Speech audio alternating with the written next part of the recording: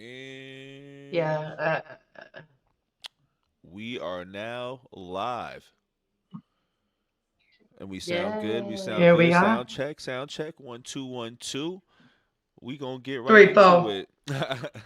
What it do, Five, Couch six. Gang? We are back with another episode of Couch Conversations. I'm your man Beto, and today's guests are two ladies who are unhinged, unbothered, and willing to give you the middle Oh finger yeah. if you are hating. Ladies and Oh, gentlemen, it's not live we yet. It's not live? No, Yeah. it says it's still Still waiting. waiting. Usually it would say live up in the corner here somewhere. mm, Yeah, you're not live yet. well, We're interrupting you. There you go. Now you are. Oh, it's delayed. how about say Oh, y'all that's might be weird. delayed? Y'all might delay right now, y'all. That's weird. We interrupted him. He was interrupting. Sorry, yeah. He Well, was I didn't want him to. I didn't want him to go through all of that and then be like, Y'all was "Oh, killing my fuck." intro. Y'all was killing my intro. Yeah, it's all good. It's all good. That's why we got cuts. That's why we got cuts. We're Retake. reposted. We're reposted. But Yeah, that's on. what it do, Couch Gang? We are back with another episode of Couch Conversations. I'm your man Beto. Today's guests are two ladies who are unhinged, unbothered, and willing to give you the middle finger if you are out here hating. Ladies and gentlemen, Lacey and Carol, and they brought a friend with them.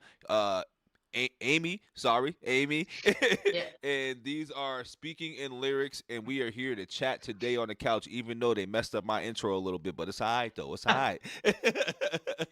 Hey, I was trying to save you from having to do it all over I was again. quiet. It was these ones. We ended up doing it anyway. Yeah. We wouldn't have it any. It's the speaking in lyrics way. Like It is. I it's like our that. way. I like that. I like that. I like that. Well, first and foremost, how are things? How's life in the pod space? And most importantly, how are you and the haters feeling today? Hey, we're good. Yeah, we're good. Haters, maybe not so much. But I wore a shirt just for them. It says, "If my words are offending you, call 1-800. Shut the fuck up." I like it. I like it. I like the Simple Man shirt you got over there too. I like the Simple Man shirt. Oh, Shout out I gotta Traylor rock. Made. Yes, Shout out to gotta the rock boys my out there. dudes. Absolutely, Yes. absolutely. Love it, love it. But what's new though? How's the life in the pod space? Tell me what's new. Fill a brother in. Fill a brother in. Let's catch up. Since the last time we spun the block.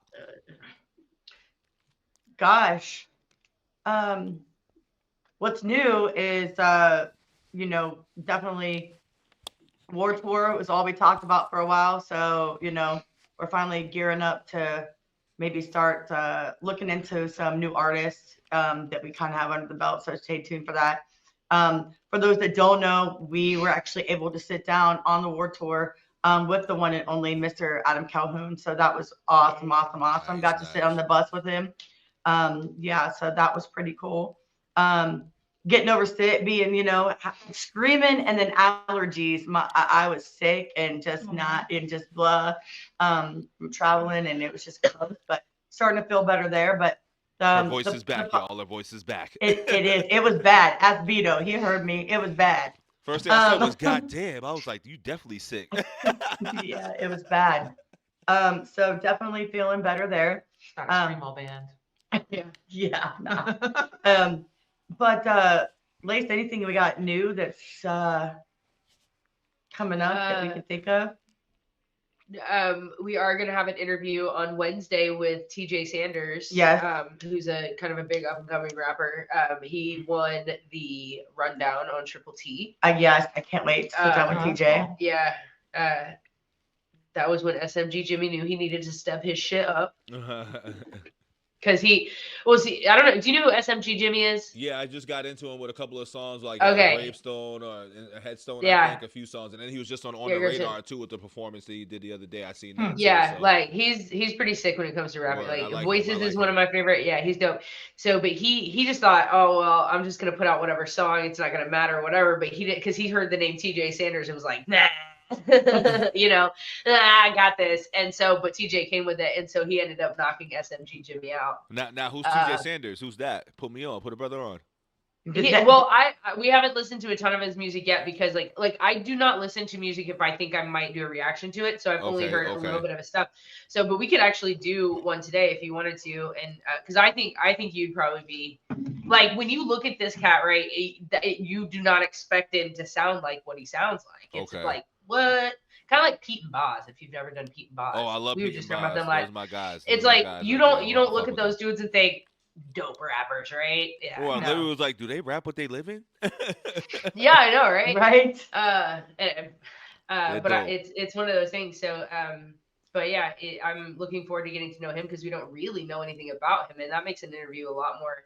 You have so much more to ask, so much more material, right? Like with Adam and Tom, we've seen so and watched so many interviews that like we just didn't want to ask the same questions. But when you've done that for so long, how do you come up with questions that haven't been asked, right? Right. So we had to go really deep into the bag on that one. So I love doing interviews with people I don't know because now I have so much to learn, you know? That's So dope. I'm excited about that. So you guys got a bunch of interviews popping up soon too. And Amy, tell me what you got in store too, because you got a third member to the team today. So Amy, welcome to the couch. Hello.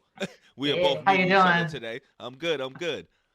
Yeah, no, you're great. I'm just working on music at this point. I do a lot of reactions as well, but my main focus is getting my art out there. And you know how it is being an independent where you got to do it all. It takes time. It's a lot of work. And I have been writing. I've written like 200 songs. I have to get them all out now. Yeah, but you know how it is writing a song and then the end product being done just takes a minute. And so absolutely, slow grind is better than no grind, is what I say. Yeah. You know. So that's what I'm up to. Hell yeah. Yeah.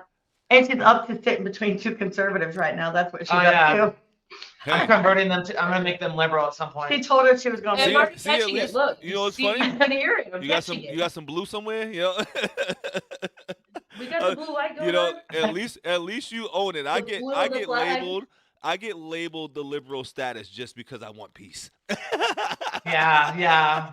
I don't know if you see my comments or familiar with how it goes with those, but it's always some shit. It's always fun, but I love it though. You know what I mean? Always. I like talking with real people like this about it rather than, keyboard warriors. Yeah. It's always better. 1 second. I unplugged us. Is that it? You say something, Beto? We good? You hear me? You hear me now? Yeah. You hear me now? We good? All right. Word. Nah, but no, that's funny that we're kind of getting into that a little bit. But before we get into that, I just want to ask y'all kind of what got all of you into the reaction space and what got you guys started. Like, what music got you into it? What artists in particular? Like, I noticed that you guys got into. Can you guess? Oh, I was gonna say I think I got an idea, but I know that you guys get into a lot of independent artists and stuff like that too. Yes. So like. Was it because you guys wanted to just seek out newer music through that independent lane, or was it like, Adam, Calhoun, and Tom? I don't know. Explain it to me and the Couch Gang a little bit, those that don't know. So it kind of started. And those that may not know, so Lacey and I actually met because of Tom Macdonald. So a lot of it stemmed, it's going to come from like that. That's the core, right? So we met in his Discord and then we started talking and then we became friends. And then we were like, how cool would it be to like have a channel, and talking about our favorite topic, right? And then it turned into reacting because we couldn't react to Tom like everybody else does, right? Because we done already heard it all. Yeah. We can only react to a new drop. So then it led into getting into something like Ren, right? Like I had never heard of Ren, then we started reacting to Ren. And then we also did some more named artists, but then it turned into the independent lane is where I have more respect for the artists. And also they have more freedom, their freedom of speech, literally, to say what they want in their music and without being controlled by some machine. So I went from where I listened to a lot of mainstream and then Tom, right, and Adam. I've always been big fans. I became fans of a lot of independent artists prior to, because I found like Tom and Adam, and believe it or not, I used to be a big Church fan as well. And then I also liked Jelly Roll. I knew Jelly Roll before Jelly Roll was Jelly Roll. Jelly Roll too, word. Yeah. Jelly Roll. Yeah, I knew him before that. Jelly Roll was a big, actually, rapper before he turned into this, with like Struggle Jennings and stuff like that too, right? Like early on. New Struggle, all of them. So I followed all these guys, and then we found Hard Target, like TraylorMade, through what we call Dismiss, right? So we all know what happened between the beef between, Voldemort and Tom. I mean, Adam. Well, Tom and Adam. Yeah. All of it's appropriate. But then, you know, the distance started back and forth. And then we found Hard Target, which led to Simple Man, which led to TraylorMade, you know, and it just became this, you know, little trickle effect. This snowball. Yeah. It just, Yeah. I mean, that's just kind of how it all like erupted. And then it turned into like, we started out with Simple Man and Target as far as like, besides Brandon Hart. We interviewed Tom's best friend, Brandon Hart, first. He was our first interview ever. Okay. Then it went to Simple Man and Target, and we had them on, you know. Then we had them on again, you know what I mean? And then we had, then it just kind of. And then we did one with just Simple Man with the album review. With album review, then we met TraylorMade. Yeah, at the rave. So then it turned into, you know, meeting up with Crown Gambino and, you know, Justin Time, meeting him. Like, right. It was just this whole. I feel like the Redneck Rave was really what kicked off a lot of things for like that group and just like how I've seen it in the beginning. I feel like that kicked off a lot of shit, which was dope because they kicked off an event to kind of like do something for the fans, which is something dope with the independent artists too, is being connected with the fans, being involved, being. It makes all the difference. And stuff. Yeah, it does. Because you know, in this day and age too, people, it's all about engagement and being involved, and people want to feel connected, and we have those sources to be connected. So that's dope that they're utilizing that as well too. Yeah, absolutely. It was it's been a ride for sure, you know. Dude, if you would have asked me a year ago if I would ever thought that I'd have been sitting on a tour bus with Adam Calhoun, I'd have told you hell no, you know. But we did. That's dope. So now was that y'all first tour bus in the situation y'all ever been in or sat in like ever? Yes. That's dope. That's dope. Yes. Now how long y'all been doing the channel for too as well? December 2023. Yeah. Okay, so y'all just started basically too. Okay, word. That's dope. Same with you too, Amy? Well, my story's different. So, you know, as an artist myself, you know, I'm a metalhead, and then so I've toured, I've done that stuff.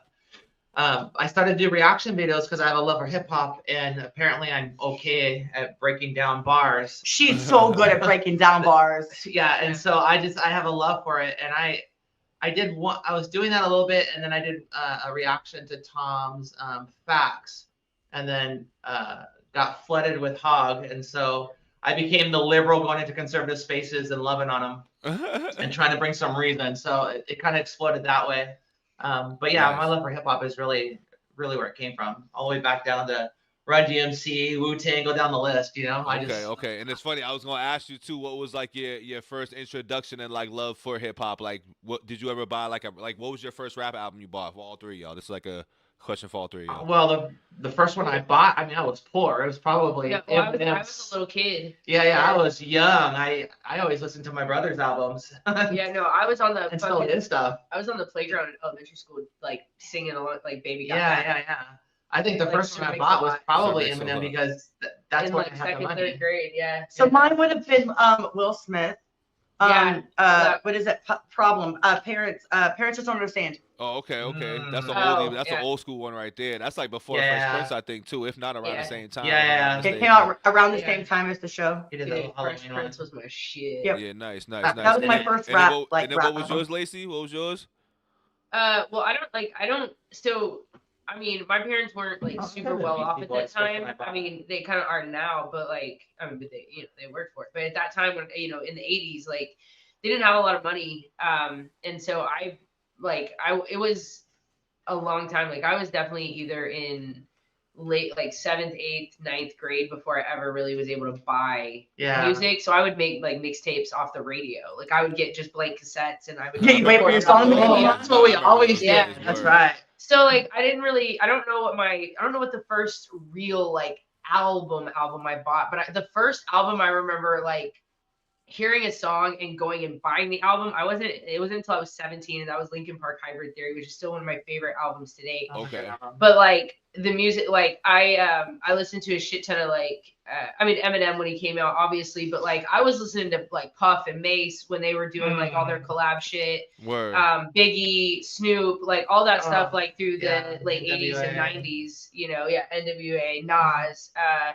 I didn't even know necessarily all the people who I do now, but I didn't know all the people I was listening to. I just knew what I like, Tupac. Like it would play at the skating rink and on the radio, and that's what I was so hot, dude. LL Cool J.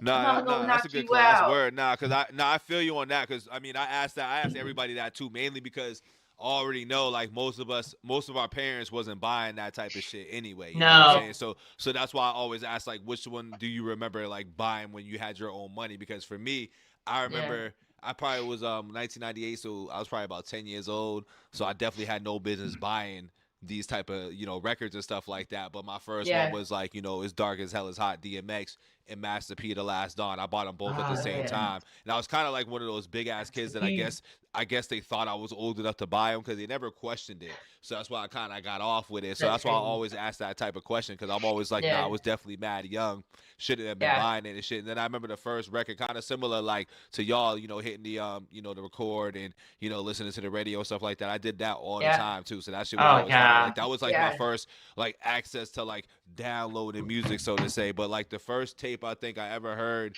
when I like got into rap was probably, to my memory, and it's like kind of like two songs, but I probably go Slam first by Onyx, and then I'd say Diggable Planets, Cool Like That was like in that same pocket or like time when I really started to fall in love with like hip hop and rap and shit. So I always love to ask people those questions because I know we all do music and we all get into like rap, hip hop, and I know you guys are big Tom and Adam fans, and I know y'all love who else y'all love out here? Who else y'all love? Give me another person. Max Streets. Oh, Max Streets. Max Streets. Ren. Right. Ren. So I know y'all 90, love hip hop. 92 Legend. 92 Legend. Like SMG Jimmy. I mean, pretty much like anybody trailer made, like Crownie's dope. Right. We just saw a guy when we were hanging out with Just in Time last. What was his name? He did kind of like a country rap thing. Oh my gosh, what was his name? What up, chat? Troy or Trey or something. We need to find him. I followed him on socials. I just can't think of his name right now. Because we were supposed to have him on. Yeah, I want to because he can rap and sing. While you're looking at that, do you remember when we pressed record on the tapes and the DJ wouldn't stop talking? I'd be so pissed off. I know. Oh, that's a lot. That was a lot of DJs back in the day. They stayed just talking over the beat, and they'd be like, "Another one, DJ Drama," saying their name and tagging the shit out of it all the time. I used to love it though. I love the Funk Flex, DJ K Slade, the Drama Kings. I love all those dudes. I ain't even gonna lie. They used to talk too much, but I loved it. Frank Thompson. But when you were trying to I remember trying to record Shaka Khan, and it's like they talked over like the first like 2.5 or the first like 45 seconds of the song. I'm like, I just want the song. You're like, stop talking. Yeah. I know I did that. And then after that, like a lot of albums I bought and like I would religiously buy when they came out. Eminem. I had every album as soon as they came out. Oh yeah, I was buying Eminem shit like that all the time. Yeah, once M came, I was like, yeah, this dude's one of the ones. But I would probably say the first M album I bought, believe it or not, was not his first album that he came out with. I'd probably say the first album I bought was the second one, Marshall Mathers LP. That's the first LP, one I bought of his. Yeah, because I had actually got Slim Shady LP from a buddy of mine because I wasn't a fan of Eminem at first, believe it or not. So my Eminem origin stories is funny. Like I heard Hi My Name Is, and I was like, what the fuck is this shit? I was mad as hell. I was like, this is some corny shit. I don't like it, whatever. But then my boy gave me this CD, and once again, it goes back to like, oh, you got to go and dig into these deep cuts when you hear these mainstream songs because sometimes what's played on the radio is not really what's like making the whole project. So when I listened to that whole Slim Shady LP, I was like, oh, this album is incredible. And granted, I didn't comprehend everything I was listening to because once again, that's probably like 11, 12 when that shit was out, to be honest. You know what I'm saying? So it's like you can't fully, grasp everything that he's talking about because that subject matter is heavy and crazy, but you knew it was still dope. So I just got into it after that. And then I think when Kazaa and like LimeWire and all that shit was out like that, he was the first dude that I was downloading like all of this shit that was unreleased, stuff that just shouldn't have been out there. And I was just like, this dude's fire. So Eminem has been my GOAT probably since 2002. Probably since 2002. Yeah, he's GOAT. Him and Wayne. See, Wayne, you know what's funny about Wayne is that I don't have Wayne in my GOAT like list. He's in like my 20 somewhere, but he's not in my top 10. He's not in my top 10 rappers. I love Wayne. I'm not gonna lie. Like, let me ask y'all this. I mean, we gonna go all over the place a little bit today, but like, what is y'all top 10 or top 5 rappers of all time if you want to do either or? Tom Macdonald. No, Adam Calhoun is for sure up there, but like, Let me see. Who do I really like? You going Snoop 5 or Dogg. 10? You going 5 or 10? 5, it's easier. I think 5. Yeah. Let's do 5. But I'm not putting them in order. Yeah, these aren't. I mean, No particular order. But I love Snoop. Because they're so good. Of all time, that's so hard though, because there's so many good people. I like- know. Well, I'll do Pac, Biggie. Yeah. I would throw, for me, Eazy-E, because I love that. I love Easy in there. That's my dude. Yeah, so Easy Pac, was a big Biggie, influence in my and I would West Coast say influence. M and Wayne. Yeah. Ooh, how did Oh, yeah. DMX not make it though? Eminem's in Huh? there for sure. Eminem, Tom, Adam. We're doing top 5. I mean, I have to. Yeah, I know. I Snoop. know. Does my Eminem's That's Snoop, your Adam, top Snoop. 5. It's okay. Yeah. I got you at 4. Who's that for? Me. Okay. And then probably Pac. Okay. Yeah. Okay. So it's definitely going to be Tom and Adam for sure because I fuck with them really hard. Yeah. It would probably be DMX, Pac. Oh, DMX too. There's too many. Eminem. Oh yeah, M. Haha, thanks. I was like, you can't. Can't forget my other white boy. So I'm gonna have to give y'all, if we're gonna go 5, this is in no particular order, but That's I'm what gonna I have to did. Yeah, go, that's what I did. I'm gonna have to go M, Cube, X. Who else is out there for me? Because this I mean, Nas it's could be always up a there, hard too. one too. Yeah. Where am I at? 3 right now? Yeah. Yeah. Oh, because you had Biggie. No, that's what I'm saying. Is like there's so many like. I'll throw So many Biggie in groups. there because I really fuck with Big. Yeah. Yeah. And then for influence, because I feel like I gotta throw a West Coast guy in there for some reason. No, I already did because I said Cube, so I'm good. I'm Gucci. Yeah, you got good. Damn, this one's hard when you narrow it down to 5. Is it not? Right? It's hard when you narrow it down to 5. Damn, I fucked my own question up. We fucked up the intro. You fucked up the question. Right, We're even now. Fuck ups happen. You know what I'm saying? People fuck He's up like, every day. I'm I'm a panic pick this one, and I'm gonna throw Kendrick in there just off of recency bias right now. Kendrick's great. I'm I'm gonna right throw him off there, of recency so. bias right now. Sorry. Dude, Not Like Us is my fucking jam. Goodness, I just See, what's funny is I like Euphoria a J-Dot. lot more than that. I Yeah. like Euphoria a lot more. Like Not Like Us was cool, and I loved the hell out of the bop, and I loved the sequence of like how it went into beef. But I think for me overall, song wise, I loved Euphoria just because I think it broke down how dude was as like a man and like his character and his rap like personality and shit. Like it was a I'll have to different type listen of to it diss. closer. Yeah, well, just the third verse of Not Like Us was just like the most disrespectful shit ever. I was like, dog, I just picture But Drake isn't like it clutching J. his pearls like, Cole, there's so Oh many yeah, that people. third verse was crazy. Yeah, that third verse was nuts. dude, that's so disrespectful. I loved it though. No, it's so good. That's my fucking favorite verse of that song. Like, I mean, the A minor bar is cool and all of that. I really like the first verse, but like, Catchy, I feel like word. the third verse was just like the nail in the coffin for me. Yeah. It was everything about him. Like it was Yeah. literally look in the mirror at Drake. Like, damn, that's who Drake really is. Like, damn. Yeah. Not a colleague, you a fucking colonizer and shit. Colonizer. Like, goddamn. Yeah. Yeah, and, like Like, I mean, that's just colder goddamn. because he's because he's mixed and like I just like and to compare him to like the colonizers that were coming there and like Yeah. Dude, you know, Drake And then using even that breaking with down the on that into the Atlanta history and shit. You know what I mean? Yeah. So it was a Yeah. I love historical bars. I love bars like that. That's what made me kind yeah, of fuck that with happened in Kendrick the was that shit. antebellum period. You That was the know? antebellum period, and they really were like they would either get slaves or the people who built trains, whatever they're the corporation or whatever, like their slaves and shit, and it was literally built on the backs of slaves. Seriously. Big facts. Big facts. Free labor. Yeah, seriously. At the same time, but for him to compare what Drake was doing by going to Atlanta and getting with these artists and like making Right. money off of it to Exactly. Mind blowing. Cold. And Cold-hearted then even Kendrick. flipping it back, being like, this dude even still doubled down, calling us some slaves and shit. Like it was disgusting. yeah, It was disgusting. I was like, it damn. was just And like I knew it Drake is was dope. messed up. That's why I was like, yeah, I thought this dude studied battle rap, dog. Like, how do you miscalculate all these moves like that? Like, he don't Yeah. mean literally don't say that no more. He's just like setting you up for the final play. Like he was playing them. It was chess, not checkers. Yeah. Yeah, that's why like that. Yeah, so And that's why I, like, that's why I never fuck with that understood song. how people thought Drake would ever like win that battle. Cause I'm like, the strategic way that Kendrick went about dissing him. Drake didn't catch any of the rap cues. He didn't see any of the rap cues. Like that was the craziest part about it. He caught no He didn't see it coming. Nah, he sure didn't. And now he's reaping it. He's reaping all the shit from it now. It was God's plan.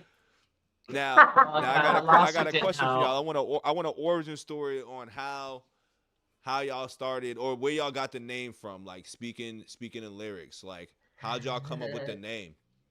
Okay, it's actually kind of funny. No, it is. So speaking of lyrics, used to be Lacey Media Productions. So it was Lacey's channel, and then it transitioned to both of us.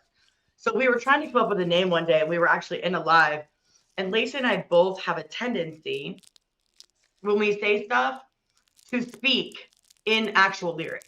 Yeah. So you'll say something and we'll follow up with like a lyric just to be funny or whatever it might be, and so it just became kind of almost like this joke. Yeah. And I was like, that's the fucking name. Yeah. Like we literally speaking in lyrics. Some of the randomest things, like we'll just compare it to lyrics. Like at the show, Adam was doing like a little power ninja kick move, just whatever, like to a song, like to the beat, and damn near kicked Carol in the face. And he was wearing boots, and so there's a line in Bad Guy where Tom says, "You're not boosting me, it's like just boots to teeth," and we're like, "Yo, she almost made that lyric come true." Right, literally, almost had boots to teeth. I was looking at the bottom of this man's boot. Literally, it was like this far. Like, it was the funniest shit ever. I felt like I was in the Matrix doing moves because I was like leaning back, like flying at my face. I was like, fuck that. And like kicked me in my face. He was getting all into it. Yeah, but so we just do that a lot. So something will happen and we'll compare it to some kind of lyric. Or somebody will say something, we'll follow it up with lyrics. And so it just became kind of a joke and a thing. And I was like, perfect name. Yep. Nice. I think it was actually Carol's idea, though. Yeah. Yeah. She said something. You're good at things. Gotta cut the check. Yeah, hell yeah. My work is done. Yeah. You're funny. Yeah, that's how it came about. Okay. I love origin stories. I always gotta ask that. You know what I mean? We gotta ask that. Now, how about you, Amy? Now, how did you come up with the name and like your channel and everything? I mean, it's Amykins. It's my name. Okay. It's very simple. Yeah. But there is a story. So, I have this tattoo here. Let me see it. And it's a Day of the Dead kind of sugar skull. But I had played a show where I was dressed like this. I had, Day of the Dead painted red hair. And I showed the picture to my daughter. And people always called me Amykins. And she's like, you should get that tattooed and call it Amy Skins. And so it's just kind of stuck. Amykins. And so my story's not as creative as theirs when it came to the name. Hey, listen, that's how mine is. The nickname origins. That's how it is. Sometimes the nicknames are the best ones. And I mean, that's how mine is. Like mine is just a nickname. Nothing crazy, nothing special. Yeah, it doesn't touch on the name itself. So trust me, I get it. Mine is just my name. Yep. And he's like, it is what it is. Uncle Bito, hello. Uncle Bito. The fun part about it is the couch. That's it. The couch and the cats. Yeah. Couch and the cat. I love his damn cats. I love cats. As long as they're nice cats. Not mean cats. I don't like mean cats. Your cat's nice.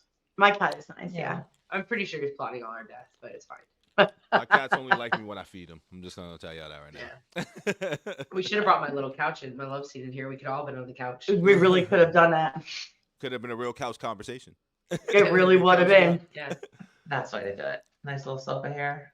Now I want to ask y'all about interviewing because now, did you guys come into this thinking that you guys were going to interview artists and like, as you guys get into this, like what type of artists and how many more people do you want to interview? Like, do you have any like people on the list? All of them. Big pictures. Everyone. Anybody can get. Everybody. I'm with you. Everybody. I feel you.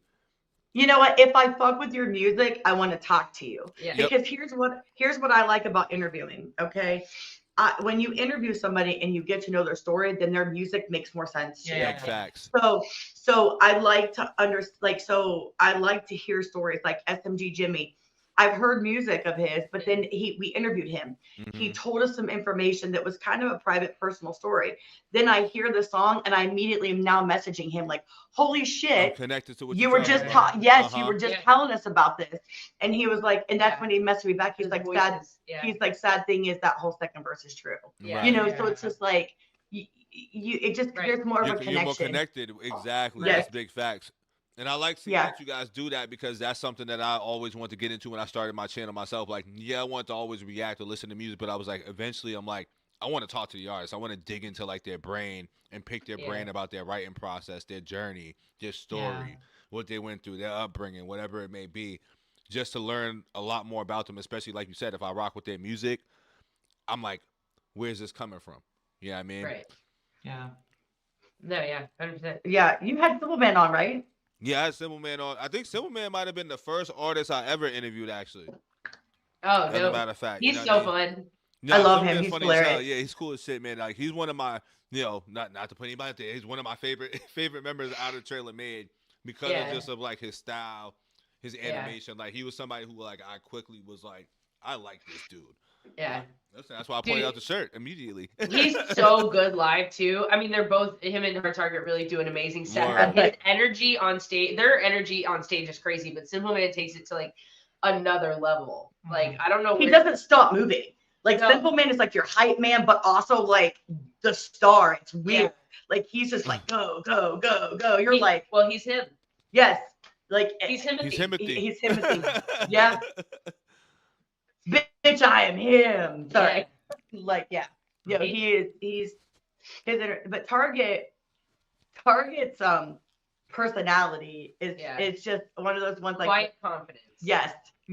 And like that small little like backhanded sarcasm. Cheeky. Hilarious. Oh, my man's such a jokester. He be talking this slick shit all the time. I be peeping the videos. I'm like, this dude be talking slick, dog. Like, it's when they were putting out they're putting out their music and promoting War Tour, they would do like a promo in the beginning. I don't know if you ever saw it, but like Hard Target at the end would walk by and say something sassy every time. Like, it was funny as hell. He just walk by and be like, ain't nobody care about that shit. Yep. And that it's just so funny to me. Like, their sense of humor is just top notch. Top tier. Yes. They're funny dudes. All of them love funny, those guys. Yeah. And they pull, like I always say too, like I forgot what song I just recently reacted to the other day. And I'm like watching the video, I'm like, they watch too many fucking movies. Like, like everything they pull from is from like a hood classic or just some funny ass like comedy movie and shit like that. I'm just like, these dudes are real skit dudes. Like, they love how to make skits. They love it. Yeah. They're funny guys, and they're just the same. Like what you see like on the camera, what you're getting, and whether or not. You know, because we don't know them like in their personal lives, right? Because we've just met them, right? And they're out on tour, they're whatever. But like the energy that you're met with, that you get when you interview them, you know, it's that same energy, it's that same welcomingness, it's that same humble dude. Like they're just really down to earth, really cool guys. Like 100%. If you ever have a chance to meet Simple Man, Hard Target, Crowny Gambino, any of them, Corey Spiders, they're all wonderful. Big fast. Yeah. I just got put on to Corey Spiders with a song they just did too. I want to say, is it Checking Account? Oh yeah. I think that's like my first song, maybe the second song. No, that's the second song because she just came out with a song with Hard Target too. So oh, that one was good too. Yeah, that was pretty good. So I definitely heard those, but I like that group. I like that group a lot. Like, those are one of my favorite group members that I've like got into as I got into like this reaction space and like independent artists and stuff. You need to hear Water on Fire with Corey, Simple Man, and Moccasin Creek. That's a fucking banger right there. That song is got a song with Lonzo Ball out right now too, I believe. When you're on the water, like you're at the lake or, you know, partying with your friends on a boat, like that's the, you know, I'm on a motherfucking boat. That's the song you play. That's just a fun, that's the drinking song right there. That's a drinking song. That's the good old drinky drink song. Yeah, that's the song of the summer. Florida Doff. Florida Doff, pretty dope. Yeah, what is it? Shallow Waters. Yeah. Yep. That dude's got an interesting delivery. I want to get Florida Doff on really bad. That'd be fun as hell. Fun as I really hell. want to talk to him. Fun as hell. Fun as hell. Fun as hell. Um, The country in me comes out every once in a while. every once in a while.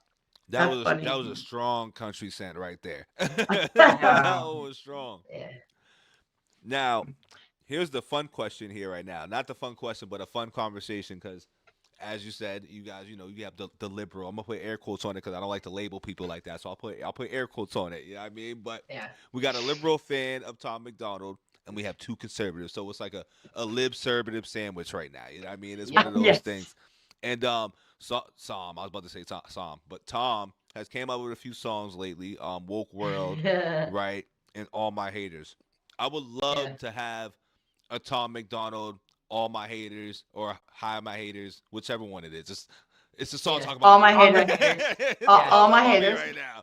You know what I'm saying? And also Woke World. So, what is y'all take on Woke World, and just like how did y'all feel about the song? Obviously, I know y'all loved it, but I want to know like y'all take on it because for me, I'm like, I like his angles. Obviously, I get it. I see where he's going, but I'm like, yo. You gonna switch it up? You gonna give me some balance? Can I get some other shit to talk some shit about? Can I get something different? Can I get something a little different? He's got 38 songs of different coming. 38 songs of different. I thought they already came out, or are we still waiting? No, well they're out, but they're not. You have to buy them. You have to buy them. Yeah, he doesn't do digital. I mean, you can get a USB stick that's digital, but yeah. So, but that's how because if you want to hear the music, then you have to buy the albums. But that's how Tom, that's how he makes his money, and he's old school in the fact and. When he talks about like going to the music store like when albums would drop or whatever like on I don't know, was it like I think it was Tuesday or maybe that's when I was at, because I know video games come out on Tuesdays, but and I remember going to like Blockbuster Music and I would get super excited when the album would be out or whatever, and like I used to buy a lot of like singles. Do you remember you buy the single CDs or like single cassettes? So it was like 99 cents or $1.99, and I would buy that because I couldn't afford like a whole album, and so I would buy the singles or whatever. And I would get so excited to like have it, and like there would be like the lyric book sometime on the inside, and I would love to have the lyrics. Those were back in the days. Yeah, it's way back, right? And so, so I love the fact that he still does like actual physical copy albums and signs them and stuff. Like we have a shit ton. Like I have all of these from the Brave. We were doing a thing last night, so I have these out here. They're like, This is the hard copy of Brave 1, which you can't get anymore. They're all gone. There's 5 unreleased songs on here that you can only hear if you have the album. And then I got the triple threat of the Brave 2, which was the silver and gold label covers and the alternate cover. So nostalgic. I feel like I haven't seen those in years. Thanks for showing me those. Look at that. I know. And so, but that's what I love about it. We even have like Simple Man gave us a CD here. We got one from Hard Target at the thing. Like I love having the physical copies. Like Word. I don't know, a little piece of history, right? Like something in your hand, well, because like you say, all the computers and shit, all of our electronics went out. Everything's on the phone now. Apple Music, dog. You know what I'm saying? Right. Like, I don't even remember the last time I actually bought a CD, dog. So right. And Tom is out here selling so many physical copies still today. He sells so many because of it. You know what I mean? Because he keeps his songs on there and doesn't release everything digitally. And I think one day he probably will. But I was surprised he hasn't done both. The only thing that was both was the Brave and Wild Ones. And Wild Ones, yeah. Okay, yeah. Okay. I mean, his older music is still digitally out there. Like, there's a couple of his older songs and stuff that I really, really like. Like, Green Day. I love that's my weed spoken song. Green Day. Yeah, Green Day. Nice little 420 song. Ain't nothing wrong with that. Nice little 420. No.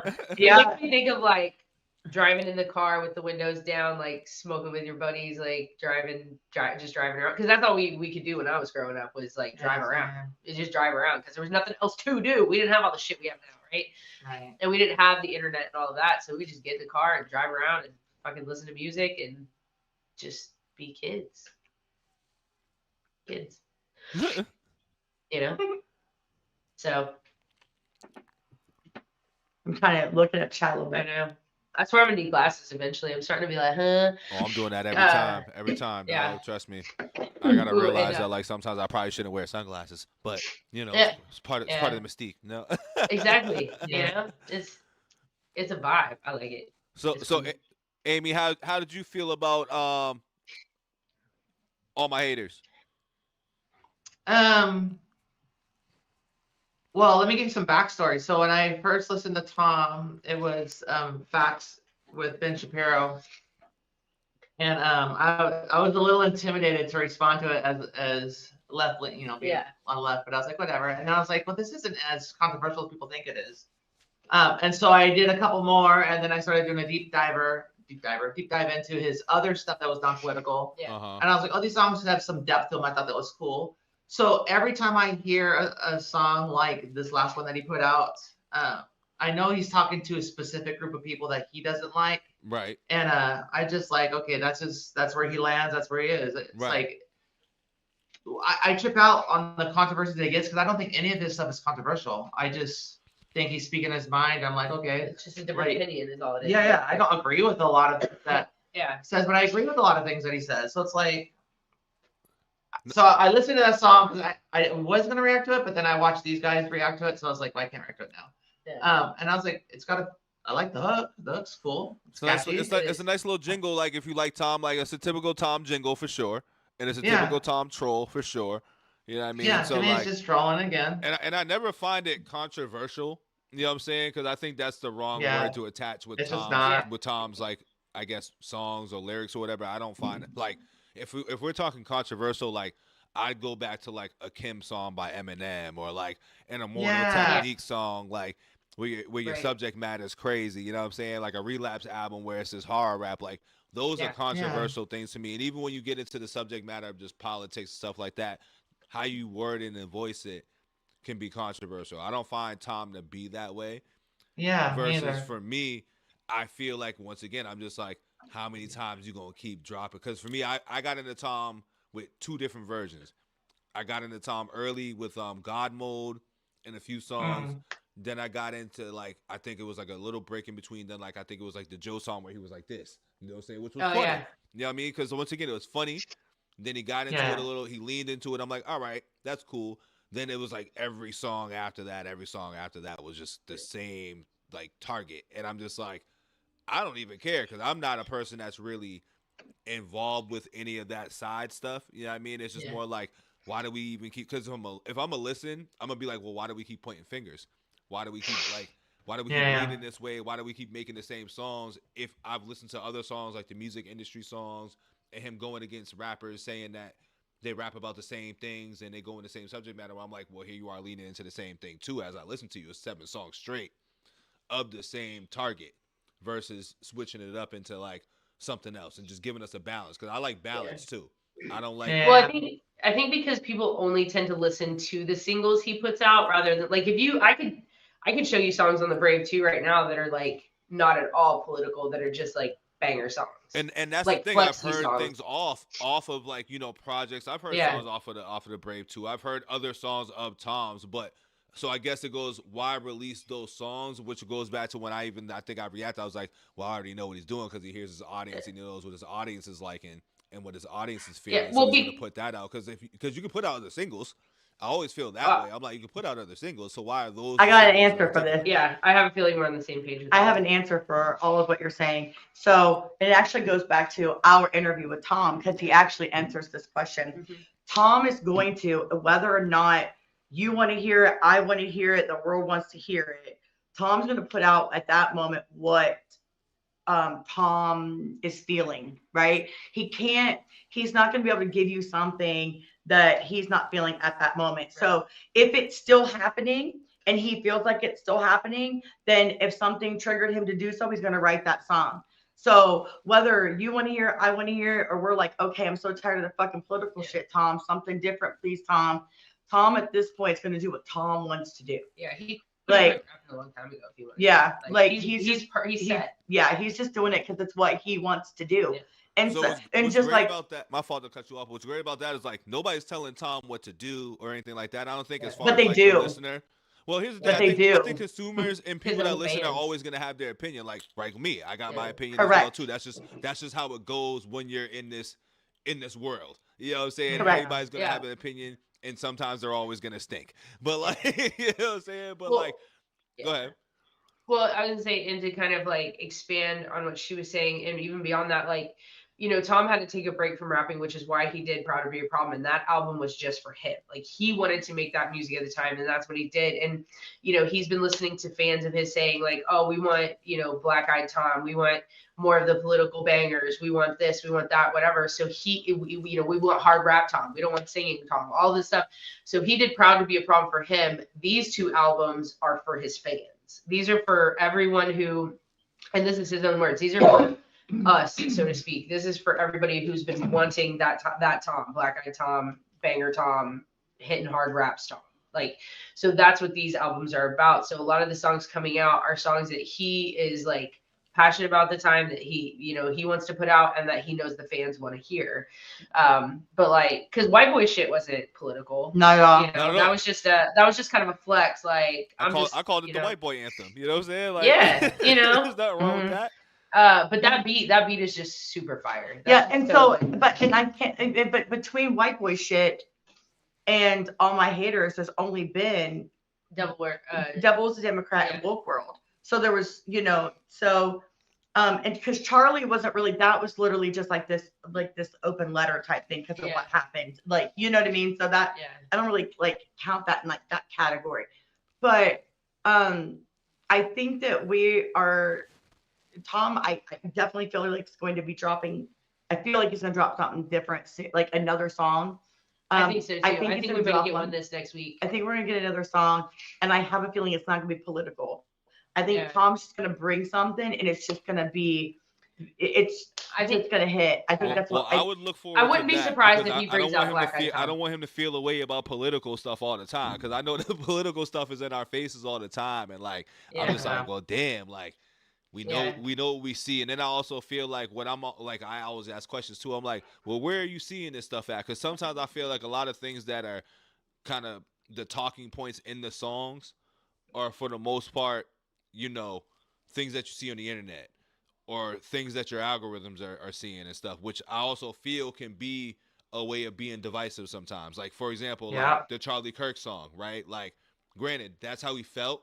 And that's where he's feeling, but with somebody who has, because once again, your words have power and they have meaning. And when you go and you act on things without having all of the information, because once again, that song came out and there was nothing that we knew. You know what I'm saying? Yeah. And then we went to finger pointing, and that's what I always say with listening to Tom. It's like, why the constant finger pointing at the left, where it's like you're manipulating it in a way where you're just constantly badgering at a side that has nothing to do with nothing sometimes, or what you see on the internet. You know what I mean? It's like the way you're wording things in your songs is funny the last few drops for me. Well, it's like you have to remember too that Tom's inbox is full of those type of haters actually coming at him and saying some wild ass shit. He's posted it before. On the internet, it's right? Like just the internet things, right? Yeah, well, stuff on the internet, but stuff in his private DMs, like wishing some of the worst stuff on him and his family ever, right? So it's like, and he's taking in all the same information and stuff that we are and stuff, but instead of just speaking about it to family and friends behind closed doors where you feel safe doing it, he's putting his own personal opinions and what he feels out there. Like, this is not just finger pointing though. He's inspiring conversation to keep going. He might be saying have a similar theme, but he always finds a different way to maybe say it. But either way, he's trying to get his, this viewpoint, this message across to people. But that's what he truly is passionate about. He grew up, caring about politics, and he lives in America. All of this stuff really does affect him on a regular basis, especially in California. So how come it's never, because I always feel like, once again, if it's not finger pointing or whatever, how come it's never calling out the side that he caters to then too? Because those aren't the major issues to him at the moment. You know what I mean? Like, but he has though. So okay. No, he definitely has. He has though. Especially Me Versus You. Yeah, like he really has. That was so before God Mode. And God Mode was a minute ago too, right? Because here's the thing: I've seen different versions of Tom's. Like God Mode was I last think I've even seen a song where it looked like he was doing the red and blue thing, and I don't know what that song was called, but I seen the Me clip. Versus You. Me Versus You. Okay, yeah. So I was like, all right. There was at one point, and I've heard even songs where he even played both sides and kind of had pointed accountability for both. But in recent songs that I've heard, it's just, for me, how I've interpreted it, I'm like, damn, it don't seem like there's no there's nothing that you're calling out on the right, and it's all just liberal. It's all liberal labels. It's all liberal labels. It's all labels on that. Tom is more But conservative. while saying the same thing about the liberals, I'm like, but you are aware that the conservatives or the right, however you want to say it, have those same type of folks. Like, you know, what was the verse that he had in All My Haters? It was like there's sex offenders or something like that. Like, we got them on both sides. Like, that ain't just libs. You know what I'm saying? But I mean, yeah. Well, I think he's talking about specific, like more recent specific situations, and things that have come out. Right. So it's stuff it's every just day, though. That's the thing. Well, but There's it's just like every day. You feel me? Any liberal artist that is going to like put out music, like Green Day changed their lyrics, and there was something else. They came at the right, or Trump or whatever, and they say the same things, but they never hold their side accountable. So it's like, it's kind of a mirrored issue, right? When you're speaking out against something you disagree with, even if there's stuff on your own side that you disagree with, majority of it you know, you're not thinking about that. You're thinking about the stuff, the opposition that you disagree with. And right now, that's kind of what it is. It's almost like a line has been drawn, and you're either that side or you're this side or whatever. That nobody wants to just be together, dog. Well, and that's why Tom makes this music out to make us still conversate. I refuse that line. I refuse that line. That's what I'm saying. Because that line doesn't make things progress. That line doesn't. The line. Yeah, that line doesn't help progression. You know what I'm saying? That line doesn't help further the agenda of the people in society. But if Tom, that helps call out both sides. Right. But if Tom big facts, Amy, big facts. If Tom didn't so boldly, loudly, and consistently put out this type of music, we would not be here having this conversation right now. Because of those type of songs, because it makes us talk and debate and discuss, now we can find common ground within that. You know what I mean? And so I think that's why that's a big part of why he makes the music he makes, was to inspire, lift up, inform, and put out messages, stuff that he thinks will like in his mind better society in some type of way. Like, you know what I mean? So it's just the type of music he makes. He's kind of carved out this niche genre for himself, and he's been super successful at it. And a lot of his fans are because of those songs. But I would say like the inner circle of fans that really fuck with Tom and are like ride or dies are the ones who have the albums, who listen to all of the music and have gotten to know him through his basically musical journal of a sense, because that's what his songs are. They're like a diary. Like, there's so many songs that if people heard would have a different opinion and different view on who he is as a person. Because you listen to something like Spilt Milk or Nas, or like there's just so many songs that like really kind of show you a different side of him. Not my favorite song, Average Boy. Not all songs like, or he has one called Save a Life that literally the first time I heard it made me cry, like ugly cry, right? And not that there's a pretty way. Hey Manny, what's up? Oh, what up, dog? Yo. But so I think that I hope one day he does put all his music out digitally, because I hope then people will kind of see what we've seen all along. You know what I mean?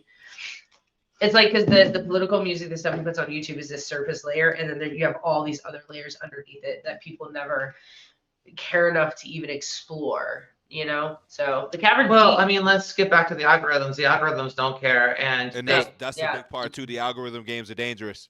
Yep. Yeah, but the issue is you can put out all of your mutual songs. I'm not advocating for or against Tom right now. I'm just having another conversation in this. You can put out all of your neutral songs, your kumbaya songs, and they get no traction. Yep. Mm-hmm. And it is what it is with the algorithms. And unless it's controversial, it's not going to get the. I was going to say, the internet loves negativity.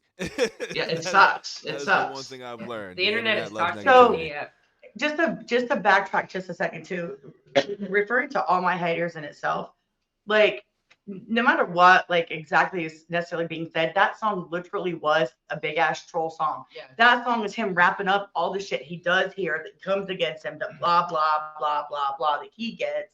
So this is kind of like his response to the blah, blah, blah, blah, blah that he gets, right? So, you know what, sometimes you have to just simply I feel like you don't have to dive so deep into like maybe what it is, to just take the song for what, like, just it was a serious, but like had some funny context to it. So for what it was, right? Sometimes we have to simply take things first at face value. Like, all it is not as deep as we necessarily want it to be. I'm not always so here I'm gonna tell you something about me with Tom Macdonald songs, especially political songs.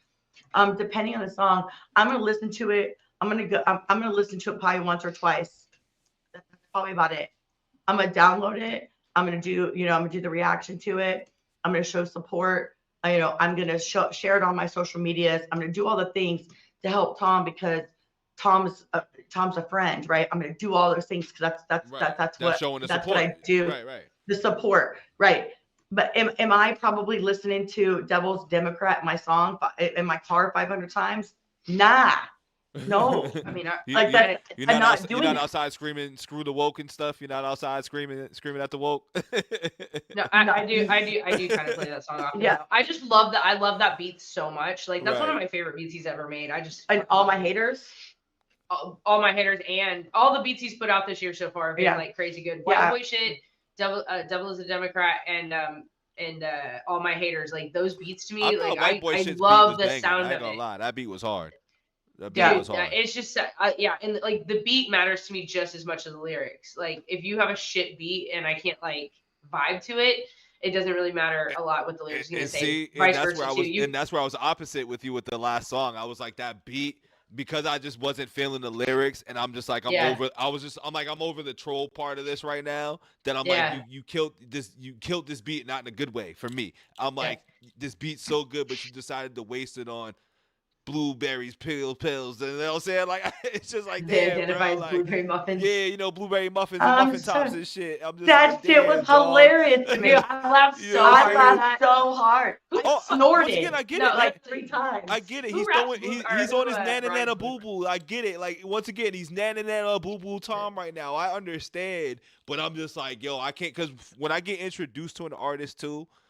I always like when they get into a pocket, I'm like, word, this is where I'm about to get into. And then when they lean opposite of that, I'm like, fuck. Like, this is what we're doing now. So that's kind of, I think, where I'm at with Tom. Like, I'll even say, I'll be like, yo, I'm just going to go back and listen to old Tom because whatever this new stuff that's going on, I don't want no parts of it, mainly because it's just the direction. It just seems to keep just narrowing in. And that is absolutely. And I'm like, nah. And that's absolutely like something like, that if that's something that you're like, nah, I don't really fuck with this type of music, then definitely steer away from it, right? It's just not for you. Yeah, it's not for like me. That part, that part of Tom is just simply not for Uncle Beto, right? Yep. Which is fine. God mode is for Uncle Beto. This over here is not for Uncle Beto. Yep. Cool, completely cool. I'm sorry, that's probably going to be for Uncle Beto. Yeah, if you haven't over here, that's not going to be for Uncle Beto. And we totally get it, respect that. And the best part is that not every song or everything that an artist put out is supposed to be for you either. Like that's the part that like people gotta understand. Like, listen, Eminem's my favorite artist of all time, and I can't stand Relapse. Like I've been trying so hard to be like, is this album really that good? Like people. That whole album just, you know what I'm I'm saying? It was stupid. Like, you know, bad album. That's what I'm saying. Like bad I don't think album. it was a good album. Like I just don't like accent Eminem, you know what I mean? But like once again, I like everything else that he puts out, and then granted, once again, I'll critique everything else and might like be like, oh, this is the greatest thing. But once again, that just comes with the music and stuff. But you know, sometimes I feel like, you know, I guess the political raps and going into political, you know, attacks and stuff in the raps is just, I guess, never been my thing. You know what I mean? That's just never been a part of like what I've listened to. I feel like, I guess, growing up listening to rap too. I think that's really what it is for me. So also that's a different space when I hear people rapping about that, you know what I mean? Because I'm just like, damn, every song I'm like, damn, people rap about this every single time. So it's new I think it's just new to me too. And I've grown up listening to rap for a long time. And I'm like, you know, I know like people rapped about this type of, you know, stuff, but I'm like, it wasn't like this. So it's just 2025 is just different with it. Yeah. Well, you know, different strokes for different folks. Yeah.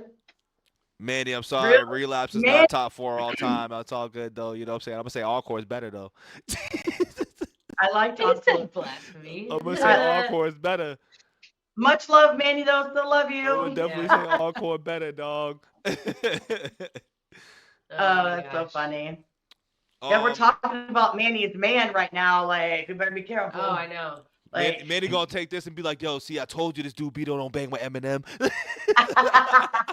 He stay trying to, you know, it's funny. I think I'd be doing it on purpose. I'd be like, oh, I see he's in the chat typing. Let me just say something blasphemous about Eminem. I'd be plotting this shit. Let me ask y'all about the War Tour experience. Because I feel like y'all went to like two or three shows, right? Yeah, I'm about to say, I know y'all went to a couple and y'all traveled for a few too. So, how was the show? How are they live? Who killed it the most? What was your favorite moments from the tour? Just dig into that a little bit. And when did you interview Adam too? Was it in the last part of the tour, middle, end? Yeah. The last day. Okay. The very last day, right before the last show. Okay. Yep. Okay. Last day, right before the show. Yep. Right before the show. Yep. Dope. On his bus, right before his family came. Yep. That's when we interviewed him. So you had a lot of questions. You ran them off too fast for my brain. I gave you some rapid questions. Yeah, you just we gotta back it up. So start. What do you want to know first? I want to know how was the tour and like what was the like the best moments from the tour from each show that you went to. From each show. All right. First show was in Ohio. We went to Harrison to see them. That was actually I think out of that particular show, I think the best moment was actually me at the end going up. I'm literally from head to toe covered in sweat. It was so hot and humid in there for me. And I think I'm like going through the change or something and like having some hot flashes, but I was so hot. But so I go up and Adam Calhoun, for those that don't know, stands there after his shows and waits till every single person or the venue kicks him out, wants to meet him. Yeah. Okay. He will wait. Shake hands, hugs, pictures, all that. So we waited in this line and Lacey was like, man, we've already met Adam. I don't know if I just want to wait here, blah, blah, blah. And I was like, no, I'm not leaving this line. Like, I refuse. I love Adam. So we get up there and we say hi to Adam. He was, of course, they were trying to tell us to hurry up, right? Like tell everybody in line, like you had to hurry. Like have your phones ready to go. Yeah. Like, yeah. You know. So we got to keep this moving. Right. Then we get up there. All of a sudden now Adam's like, hey, so now he's talking to us. Yeah. Him holding up his own line, like talking to us. We get our pictures and that's the moment. And I said, hey, Adam, when are you going to come on the show? Yeah. And he literally said, anytime, hit me up. Yeah. So, so that was probably that moment that gave us that segue. To seize the moment, word. Yeah, to get, so that's my favorite part of that particular show. Okay. The second show was probably where Adam almost kicked me in my face. Yeah. And then I think about that one was being recognized. So we were sitting there, like standing in line, get ready to go in. And I see these two girls behind us and they're looking down at their phone and they're looking up and they're looking down and looking up. And then all of a sudden I hear, are you Lacey and Carol? And we're like, yeah. They were like, I told you it was them. And then she was like, can we get a picture? And I was like, oh, well, so cool. All right, come on, get your picture. There you go.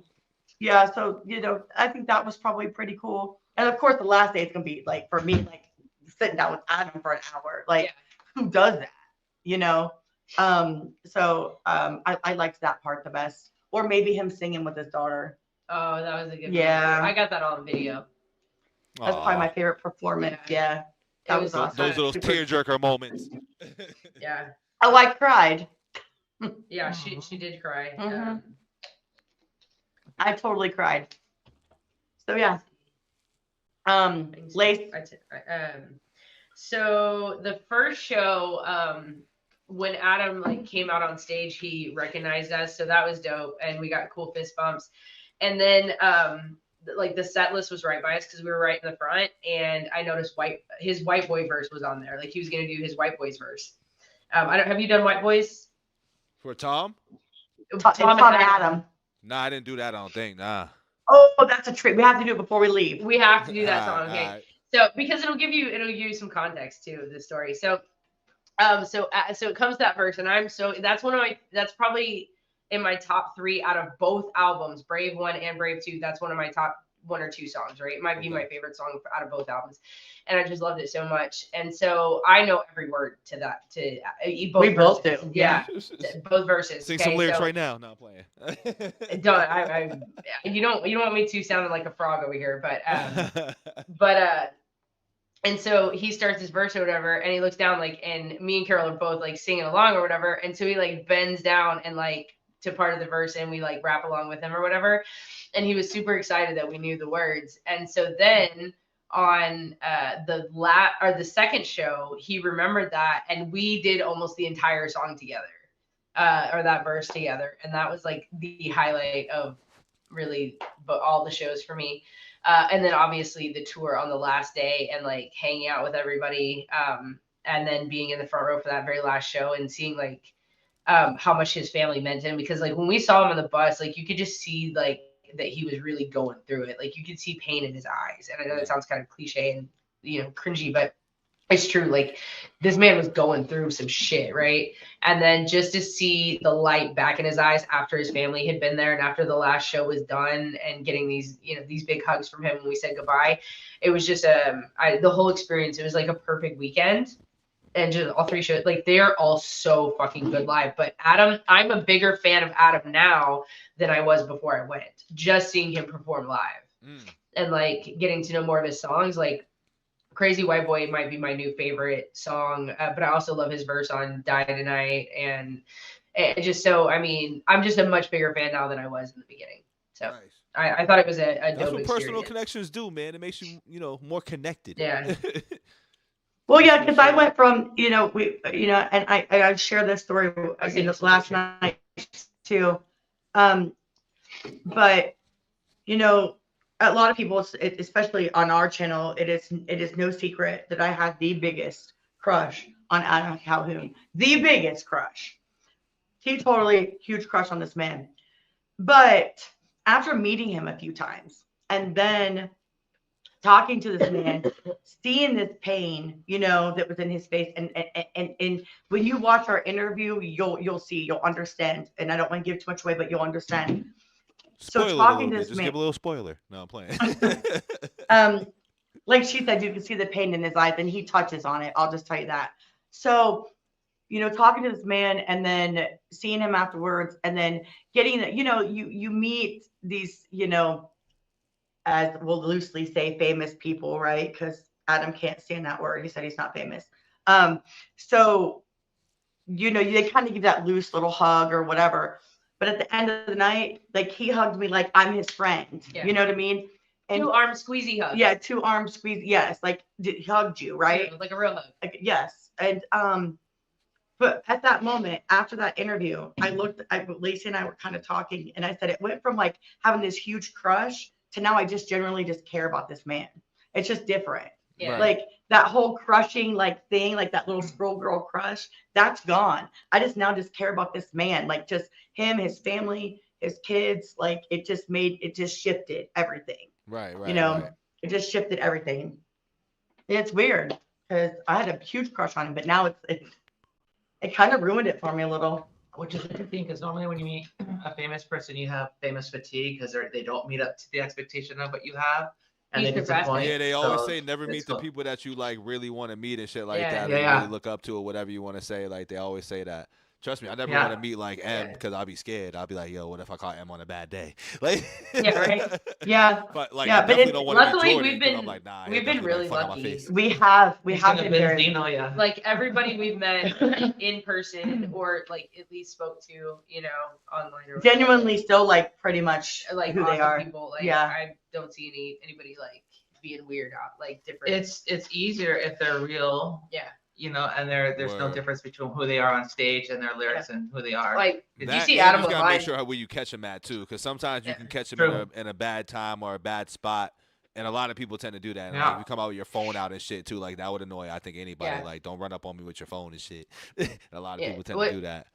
Yeah, you see like Adam and Tom online doing these promo reels or making these videos and stuff, and those are like performative in the sense that you are like you're creating content, right? So like but when you hang out with them like in person or like just casually behind the scenes, like just having conversation, they're literally the chillest. Like, and Adam's actually kind of like shy, but it's like it's really funny because they're just so chill in comparison to the content you see.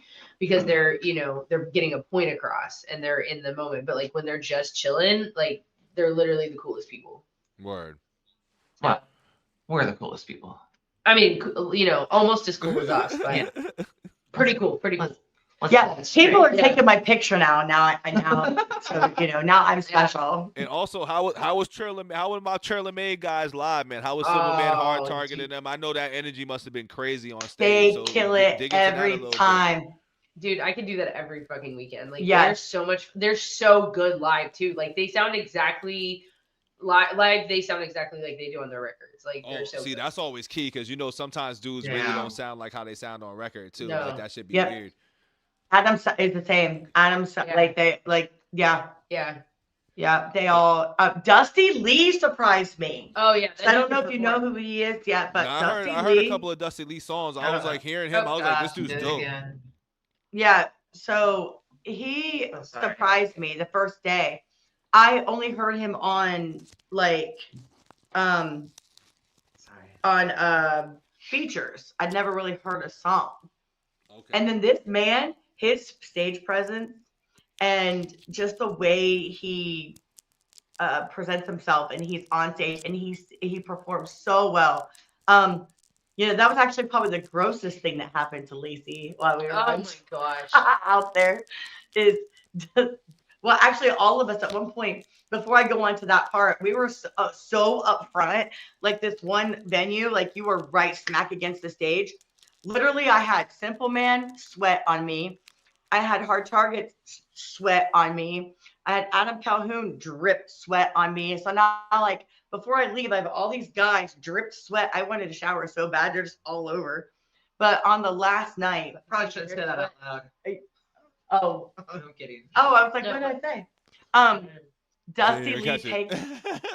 I have no idea. What did you say? They all sweated on me. Anyways. Anyways, Dusty Lee takes his hat. He wears like a fedora. And it was not fedora. It's a brimmed hat. It's like a brim. It's like a wide brim. I think I've seen a couple of photos of wide brim joints. So of course he's been up on stage in these hot ass lights sweating. He takes his hat and places it right on top of Lacey's head. And I was like, damn. I was like, oh, it's so sweaty. But I was like, but it's also dope. Oh yeah. It's too big, so it's like moving around because he takes it off, just sloshing in sweat. And I'm like, yeah, okay, here's your hat back, and he's just like, nah, you just keep wearing it. And I'm like, doused in sweat. I should have took a picture of it, but I was too busy laughing at her. Dude, it's so funny though. Oh my god. It was funny. Yeah. Like, it's a memorable one. But Dusty Lee's a great dude. Also, Dusty Lee kind of called us out a little bit. Yeah, because he hasn't been on our channel yet. He was like, how come I haven't been on your channel? Like, pretty much. That's what he said. Because literally, if you think about it, we just interviewed Adam. Well, so you got everybody right now. Jimmy had already been on there. Literally, everybody there except for Dusty. He's not been on. But to be fair, I didn't really know I only know who he was from the Pale Horse album because they did that song with Bubba Sparks. Yeah. And so I don't really fucking love Bubba Sparks, dog. That's my dude. Dude, have you heard that song? It's Give It a Name. Yes. Mises actually, I think Mises had the best verse on that. Give It a Name. I have heard that. I heard that a while back. That was actually what made me be like, you know what? I guess I fuck with Adam now. Yeah. Oh shit. Nice. I was like, I think that's the song right there. Dude, we heard he has a song coming out with Mercules, and we heard it last night. It's unreleased. It's but he's putting out like a ACAL Forever. Is that what it is? ACAL Forever. On Black Friday or whatever. It's Black Friday. Yeah, Black Friday, and so like right after Thanksgiving, which is not very far off. But this song was one of like the most hard hitting Adam like verse song things I've heard in a hot minute. Like I was like, damn, like he's made you do the face. Like, yeah, dude, I had the same face the whole time, and then I wanted to hear it again because it was so good. Like, right. I mean, you can go back on Triple T's Live if it's up still and still listen to it, but like, holy shit, that song is good. That's gonna go crazy when it comes out. I can't wait. Yeah, it was fire. So round table question for y'all. Round table question for all y'all. What is y'all album of the year for you guys? It can be rap, hip hop, R&B, country. Don't matter. Album of the year or song of the year? Album of the year. Album of the year. Album. Huh? I mean, I would say. Proud to Be a Problem. I love that album. Yeah. I don't know. I would probably say it's probably going to be these two albums that I'm about to get, but. I don't know, but you can't count that as album of the year because it didn't come out yet. What is out? I haven't received it. I haven't received it yet. But with those, because I haven't heard those yet What's or whatever. out and what you already heard. Yeah, exactly. Yeah, out of the stuff that is out and I've already heard, probably maybe ACAL 2. Oh yeah. Yeah. Ooh. ACAL 2 probably. Yikes. I'd want to support my dude, but yeah, it's gotta be ACAL 2 for sure. So I mean Pop is really dope too. So those are probably like 1 and 2. Very like what do you call it? Like very even for me almost. Like but ACAL 2 just has like yeah, but it's got way more rap shit on it, and I'm more of a rap person. Right. So but Proud to Be a Problem is just such a good album. Yeah, I just love Proud to Be a Problem. It's still literally in my car, plays every time you get in it. So but if we're talking about like singing albums, then it would be Proud to Be a Problem, obviously. But yeah, ACAL 2. But did that come out Proud this to Be year? a Problem's Tom's joints, right? Yeah, but I thought that was a record. Last year? I thought that was a record. No, that was the name of the album. That was the name of the album. Okay. Yeah, that's the name of the album. Gotcha. He had a title track that was also on it. So right. Proud to Be a Problem was also a song. Okay. Yeah, but did that come out at the end of last year or was that this year? Proud to Be a Problem was this year. Tom's at least released one this year. This would be the second. I thought. I don't know. Maybe I'm wrong. Maybe it's ACAL and I don't have to worry about it. It all runs together for me these days. I'm like, nah, there's so much fucking music. It definitely blends. So yeah. So how about I'd say probably ACAL. ACAL. Okay. Yeah. You say the same thing. Oh yeah. What about you, Carol? Amy. It could be any album. Yeah, it don't gotta necessarily be rap, but rap if you could, but if not, album of the year for you. Album of the year is my album that I put out in April. I love it. There you go. It's like, yo, buy my shit right now. Also, what's up there for me was the Trailer Park Boys, and that was early I know. This year. Trailer Park Boys was really fucking good, and I'm pretty sure all those songs were about Ryan Upchurch. So, or like throwing shade at Ryan Upchurch. I'm pretty sure, but like, cause Steven Rogers, that's my joint. I'm about to say, yo, I like that Steven Rogers shit. I ain't gonna lie, cause I was gonna be like. Lesson Learned is my favorite song. Yeah. Would have been Clips' album that just came out, but then I would be like, if I was to think of something else that I listened to this year, I'll probably put the Trailer Park Boys up there for real. Yeah. Because I still be listening to that shit. I'll be at the gym with that. Yeah, I would say those two, because I think Proud to Be a Problem was actually the end of last year. But Can't fuck with the boys from TraylorMade shit. Yeah, that's on gold. That's a good song too. But Country Rap Tunes, which is even funnier because Adam actually has an album called Country Rap Tunes, and Adam was actually supposed to be in that video too. But because I'm like that song. I feel like that whole thing is about like kind of aimed at Ryan Upchurch. I'm pretty sure the whole album is. I think it was actually almost a troll album, but they gave him so much material to work with. They made a whole fucking album out of like subliminal diss tracks, basically. Okay. Because like Ryan Upchurch still talks shit on his like stories and everything all the time, right? But they're not going to, like Hard Target says, he ain't gonna do no back and forths, not at all. That's in the song. So not at all. That's what he says. He said not at all. Nah, not at all. That shit like I'm not at all. Yeah, exactly. You know what I'm talking about. But I'm pretty sure a lot of that stuff is aimed at Ryan too, like, because they're responding, but with music. So they're not only like it's the greatest troll ever, right? Because Ryan is talking to shit online or whatever, and they're hearing it, but they're just making music based off that shit, and they're having all these hits and all this success based on that. It's like genius. Those guys are genius. Listen to those songs with that in mind, with that thought in your head, and I guarantee you hear them just a little bit different. Might be a little bit more than subbies. It might be a food fight. A lot of subs getting thrown. Especially like Insane, they have like the pray hands, because that's the church. Yeah, because you said that the pray hands, and then they do the sarcastic smile. Oh yeah, I know. That was like their thumbnail for that. Totally. She heard Insane for the first time yesterday. Yeah. That shit bang too. Dude, that was fire. I know every word of that song too. Dude, they played that so bad in that one. They played that on the last one too. They didn't do Justin's verse, but they did that song, and I was like, that was such. They should have hit us up. We could have totally took care of Justin's verse. Oh yeah, I can handle. Totally could have done it. I can do that. Give me the mic, Adam. I got it. Yep. And then I'd have been up there like, I don't got it. No. I know. The moment I get on stage is the moment I would fuck it up, right? I'm like, can I just stand here in the front row where I'm at? You just hand me it, and I'll just do it. Yeah, where nobody can see me. Right. Really. I'm dead. Just hide. Yeah. So I'm gonna put y'all on some pickles. We at the fun part of the segments right now. We got our answering whys or our verses right now. So I'm gonna put y'all in a pickle with the first one. So Adam or Tom, and why? We can ask this for all three, so we'll go around. We'll start with you, Carol. Then we'll go to That's you, not. Amy. Hold on. It's not fair for me because I just am getting into. I don't know enough of Adam. You don't know enough of Adam? All right, then No, I've only reacted. I'll give you a different one. You good? Okay. You want me first? Adam or Tom? Like who we prefer? Is that what you're saying? Answering why. Adam or Tom. It's whichever one first. Yep, I'm putting y'all there. I'm putting y'all there right now. I'm putting y'all in position. That's not nice. I don't play nice sometimes.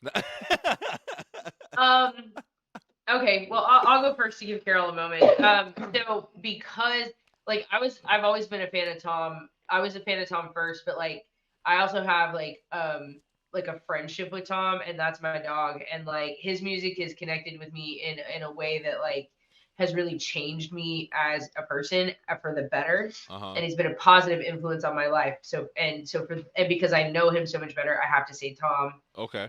But getting to know Adam now and stuff, like he's right up there with him, like as far as just like a musically talented individual. Like these two are just two of the dopest rappers, and like also the most amazing people I've ever met. So so I have to I'll always be ride or die for Tom. That's my dog.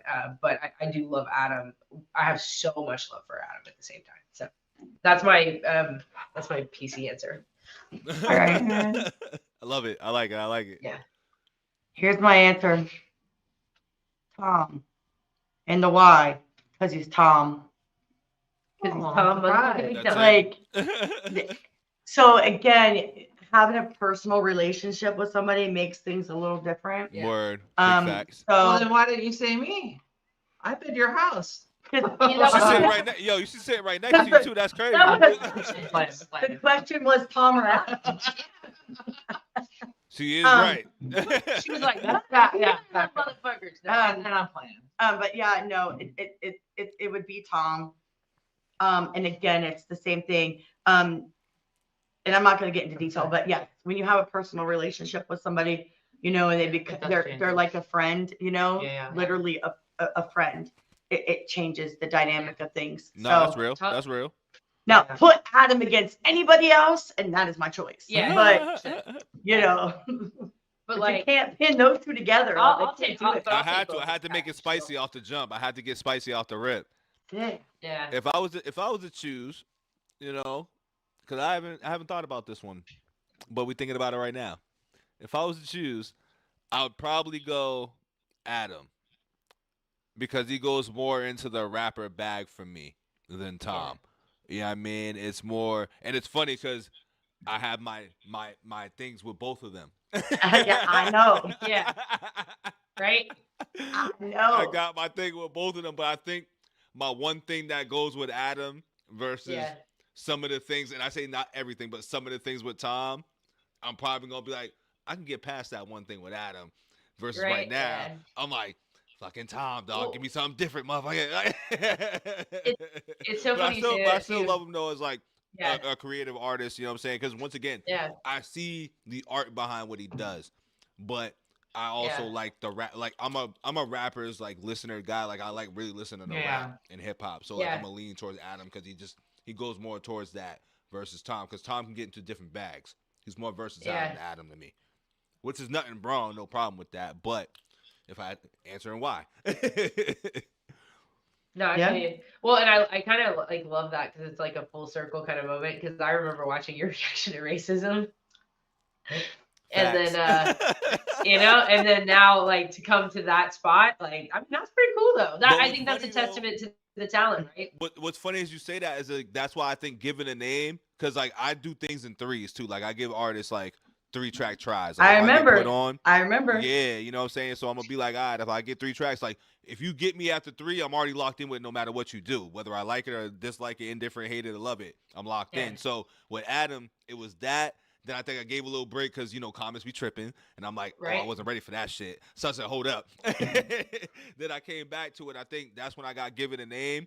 And literally, I'm just like, I can't even be mad with how this motherfucker doing shit, because this dude's kind of nice. Like, he might say that, but I'm like, I say it too, but I'm just like, that's one of those, like, I got to talk to you first. I got to have a conversation, like Mello. That's one of those, like, I got to talk to you, dog. Like, you know what I'm saying? But, like, I rock with him mainly because of that, because this is a rapper thing.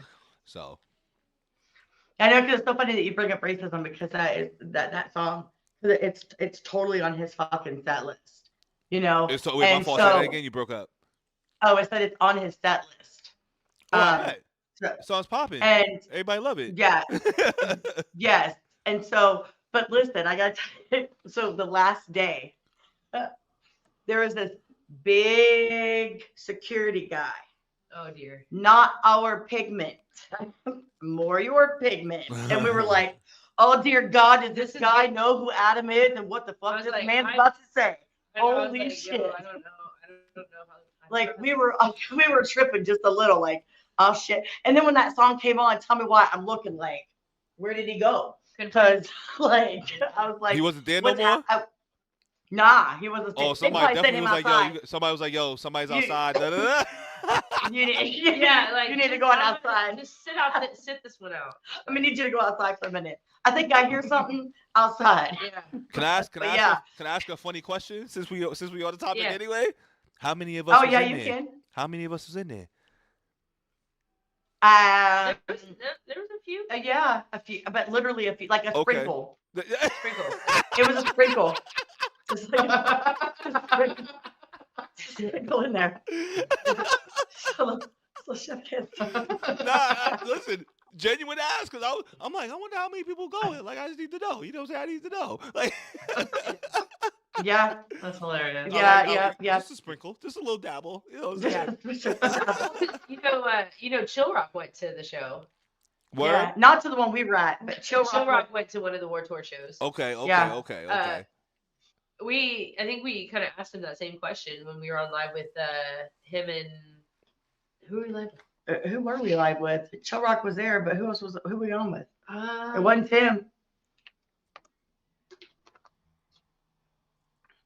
I don't remember. That's that for you. But yeah. Oh, Chop. Yeah, Chop it was Chop and Tim. It was just on Chop's channel. It was on Chop's channel. That's okay. Yeah, because I was just kind of curious. I was curious because here's what I was curious about, right? Because for one, if you think about it, you're gonna have this man who is singing this song. You got a sea of white people. I'm gonna keep it real. You have a sea of white people. That's why I had to ask what I asked. You good? Yeah, you got a sea of white people, and you know, a lot of people, when you are at a concert, you're singing along, right? How's that gonna feel to a black dude? You got a ton of white people, not even just the performer, but you got all these white people scream singing this song at the top of their lungs, and they gonna drop it. Neither one of us did. We were like, see, but you know the best part is that ain't nothing because we used to that. we be at concerts and bars every day. You know right. So right. it happens. But how would it? Yes, but think about a Kendrick Lamar concert. There's a lot more white folks that go to a Kendrick Lamar concert than us. Oh, that's just okay. Yeah, I mean, I'll just put it like that. It's just like, it's funny because one of the I wouldn't have thought though that they like. Well, you know the funny thing about hip hop music, this is why I always ask these questions in hip hop, like from the outside looking in, or actually from the outside looking in, like the consumers of hip hop and people that buy the records are most likely white folks. You know what I'm saying? Like those are the folks buying the records, like buying physical copies and going to the concerts. Like, yeah, we going and shit, but shit, I'll keep it above. We bootlegging this shit sometimes too. Like, you know what I'm saying? Like, we not buying actual records and shit. So it's like, you know, the consumers is the consumers, which is fine. Which is why hip hop was one of those things that you need to police, because it was also getting into the suburbs. So you know. Well, like, so I mean, because did I tell you about the Cash Money Millionaires concert that I went to when I was with my ex? I took him for his birthday. That's what he wanted to do, and I was like, "Well, I like him, so I want to go." Right. So we show up in Chicago. Okay. Downtown Chicago. I was gonna ask what was the location. Word. Downtown Chicago, Cash Money Millionaires. It's like me and one other white person, right? So I was like, huh. So this is what it feels like. So now nobody telling me I don't know how that shit feels, all right? Because I fucking do. You experienced it real quick. I walked in and I was like, had a 4-hour experience. He was like, oh damn. Everybody kind of was just like, it's just me. Are you lost? Yeah. You know this is a Cash Money concert, right? Like. It's like, this bitch is lost too. She's Kobe, whatever Keith is down the road. Yeah, right. Like, damn. That's like, funny. But yeah, I like scooted in. I don't know, just like, what's up? But yeah, nah, but you know, that's usually nothing though. You know what I'm saying? That's No, nothing as far as like a it was crowd so of much white fun. folks singing the word to a song. Yeah. It's, you know, we hear it all the time. You know what I'm saying? we Yeah, know. I know, but I'm asking from the point of you taking such issue with Adam, actually, because we know that that's one of your biggest, like, was one of your biggest, like, pet peeves. Yes, Right. like little pump your brakes, right? You were like, whoa, whoa, whoa. I gotta ask my questions. Right. Yeah. So like, with that being in mind, that's where that came from. My question, like, okay, Right. so you already, because I know that he said in other songs, you were like, well, I was good and he lost me right there, Adam. Like, you lost me, Yep. because I've seen it in other reactions. Because trust Word. me, I may not comment, but you react to an Adam Calhoun song or a Tom Macdonald song, I'm watching. I'm just not always a Right. commenter. I need to, because you always show our channel love, so I need to do better. But yeah, that's why I was asking, just because I know how you are. So I'm like, well, how would it be then? Like, he's singing like what you already don't care for. Mhm. So you've got the performer singing, whose pigment is not the same as yours, and then now you've got the Sia audience, whose pigment is also not the same as yours. So how would that make somebody like you feel? Like, in that moment, there's so many levels to it. It's always, so for me, it's always going to be cringe deep down. It'll always be cringe deep down. Like, that's just me. You know what I'm saying? Yeah. Now to the surface level of it, if I'm in a fucking sea of people that are just saying it, I can't fight every single person in the crowd. I can't be out here be like, stop. No, you can't do it. Like, I can't do any of that. You know what I'm saying? Like, Oh my God. so it's one of those, like, what am I gonna be mad for about that? And then on top of that, like, I'm a context guy. Like, for me, when it comes to the word, I don't approve of people saying it to me. You know what I'm saying? Because once again, we got to build a level of relationship where if you want to try to test it, we're going to talk about it. But, like, I'm not a person that wants to hear it. But I'm also not really one to get offended. I just like to know where it's coming from, context. And in the likes of a song like that and at a concert, that's not a concert. Like, that's almost as equivalent to being in the car and singing the song yourself. You know what I'm saying? That's how I look at that thing. You know what I'm saying? Now, if it's like everyday conversation and casual talk amongst like me and you, like, I'm one of those people where, like, if I'm not saying it to you, I don't expect for you to dump it out to me. You know what I'm saying? Like, that's how I always look at that too, because then that's always context too, because it's like, what would make, because if I'm not comfortable saying it around you, why do you feel more comfortable to say it around me? Just because, for example, you know other people that may allow you, which is, once again, there's levels to it. If you know somebody else that allows you to do it, doesn't give you the right of way or the pass to say it to somebody else as well either, because that's not a willy-nilly word for anybody. You know what I'm saying? But it goes back to the original context. We know the meaning of it in the dictionary, but we know how that word was used from the opposing folks. You know, we'll put it like that. From opposing folks, we know how the word's used. So that's why the word's always so sensitive. And people will always be like, well, I say it here and I say it there. And that's like, that's fine. Say it wherever you want. Nobody's policing or telling you what to say and where to say. But it's like, it's almost like, what is it? There's a time and a place for everything. And when it comes to that word, especially when it comes from people that may not look like me, it's like, pick and choose when you say it. Like, sometimes people take the risk and make it bold and say it, but at the end of the day, it's like, if you don't know that person like that, or if, like, you're not cool with them, it's probably best to not go that route. You know what I'm saying? And like, that's just what it is with the word sometimes. But if you're around people that say it, I'm like, it is what it is. But context, it boils really down to context. Like, with a concert, I don't care about a concert, but it's once again, the boil point is always going to be cringe.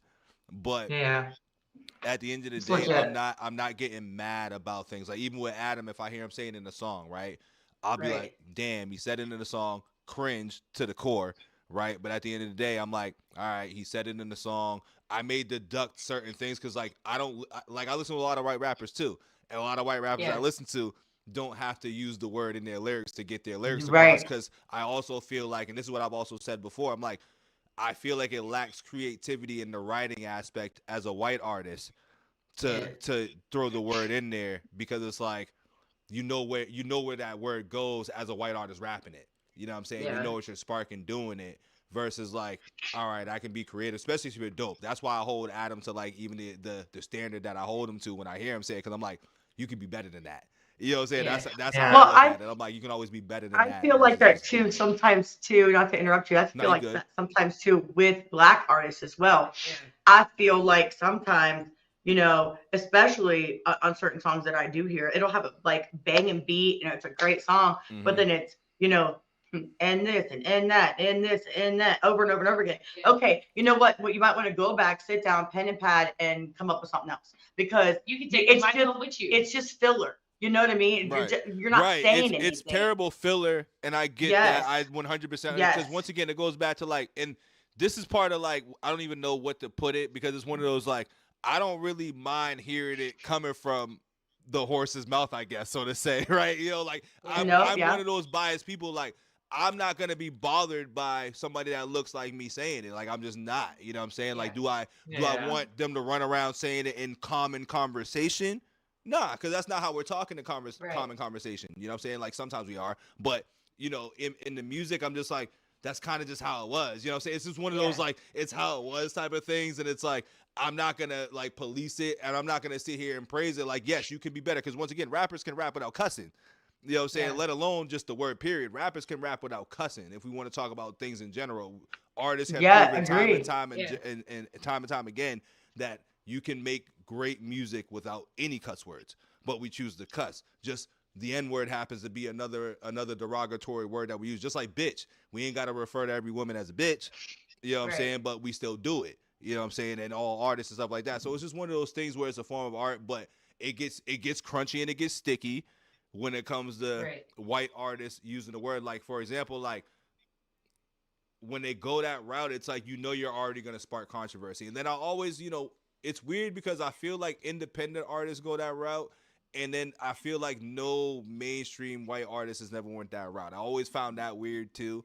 In like the 2020, so to say, I'm like, there's an uptick of rappers wanting to go using the N-word in their raps and stuff versus like, you know, how it was before. So it's also very new and different to me, especially when like we're all seasoned folks in the game, you know what I'm saying? So we've grown up and seen things. So I know it's all about the environment and where you're at, but I'm like, it's also one of those, I know, like, if you respect the culture and you respect artists that you've grown up liking, how would you feel, or would you allow that art? Would you say that in front of your favorite artist? Is how I look at things. You know what I'm saying? That's how I always look at that. Like, would you throw that out in your favorite artist's face? I don't know. Some artists would, some artists wouldn't. They can stand on it and they raps all they want, but when it comes down to that face to face, a lot of people aren't going to do that. And if sometimes they do, so you see the results a lot of those times, because that word is one of those words in real life, like, because there's an internet way of using it, and then there's like a real life thing. And the way people use that word in real life, it's like there are consequences for that. You know what I'm saying? Versus like, absolutely. You know what I mean? Well, and I think that's why I tend to listen to the rap that I do, is because like it's used so little that I don't really have to like worry about it, which I like, because you know, it's like, because you have to know your audience, right? But I can't know everybody. And so like, if I'm in a crowd of people and like, you know, DMX Rough Riders comes on, it's really hard to sing that song every other word and censor yourself. Literally.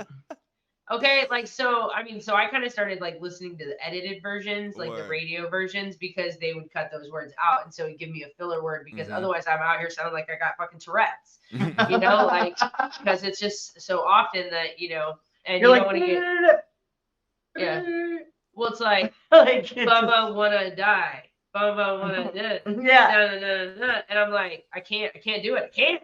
Okay, it's impossible. And the funny thing is, like, I feel like, once again, it's hard to get mad about the word sometimes when you hear people say it in songs, because it's in so many songs. You get what I'm saying? Like, that's my way of thinking about it. I'm like, I ain't about to get mad at somebody saying this shit in the song. Like, if we by ourselves, I'm like, dog, like, you know, like, come on, dog. But if we like amongst a bunch of people and it's a fucking concert of 20,000, what do I look like being mad at you? You enjoying yourself, you know what I'm saying? Just like everybody else. And that's one of those songs, like, I know every word to that song. Okay, and I used to sing it proudly. That was my jam when I was like in 8th grade. Shit's a banger. So, it's just a good song. I mean, and you know, but now it's like I'm super self-conscious about that, so I tend to not listen to a lot of mainstream music because of that. So that's legit. Word. Yeah, I'm plus independents are better. Yeah, obviously, superior artists.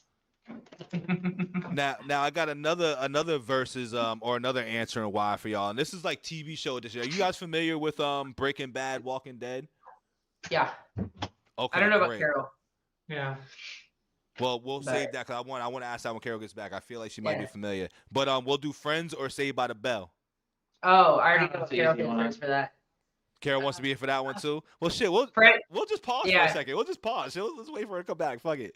That's hard though, because I was in like I felt like two different generations. Like, because when I was watching like as a kid, and when I was watching more as like a teenager and adult. But they both was out around the same time. I feel like though, like they both kind of like overlapped each other. They did overlap. Yeah, they overlapped a little bit. So, because like Friends came on later in I want to say towards the evening, and Saved by the Bell was always in the afternoon, because it was like. It was like Saved by the Bell, then Fresh Prince, and then Family Matters, and then like Roseanne and Home Improvement, and like there'd be 2 episodes of each, and they would play. And I would literally, the time I got home from school, I started with Saved by the Bell, and then I'd watch it all the way through till dinner time, which was Roseanne, and it came on at like 7, and then Home Improvement was like right after that or something like that. Or maybe Home Improvement is a sleeper show. That is a sleeper show right there. That shit is so funny. It's so funny. Big facts. That used to be my show. I liked it better when because who used to be like the fucking main like character? Not Tim Allen and not Patricia, but like the kid, Jonathan Austin Taylor or some shit like that. Jonathan Taylor Thomas. Yeah, there we go. I'm like, I know he had 2 different names. Like I know like he was popping. Yeah, and then it was Zachary Bryan and didn't he do like Peter Pan and shit? Like he did mad shit. He did everything. Yeah, he was in a movie where Chevy Chase was his like stepdad. You know what I got? I got a good one for since we here real quick. Home Improvement or Malcolm in the Middle. Oh, Home Improvement, hands down. Ooh, see, I don't know. I feel like I fucked with Malcolm in the Middle hard. Like Malcolm in the Middle was more like into like my like early adolescence, teen years, and I feel like Home Improvement was more like when I was a child. So like I didn't like look at the TV shows the same. So I think I gotta stick with Malcolm in the Middle more just because of that. Right. Yeah, and I think the characters were better. I think because remember it was 3 brothers against 3 brothers. I'll take Malcolm in the Middle's brothers over the Allens all day. Yeah. Yeah, no, I loved Home Improvement. So I was like obsessed with JTT. Like that was my there you go. I had the posters on the wall and everything. And they both had their stars too. Him and Frankie Muniz were both like superstars in their own rights too. Man of the House. That was the name of it, and it was Man of the House. Okay. And he like lived with a single mom kind of thing, and she was dating Chevy Chase or whatever. They were getting married, and he was like trying to break them up.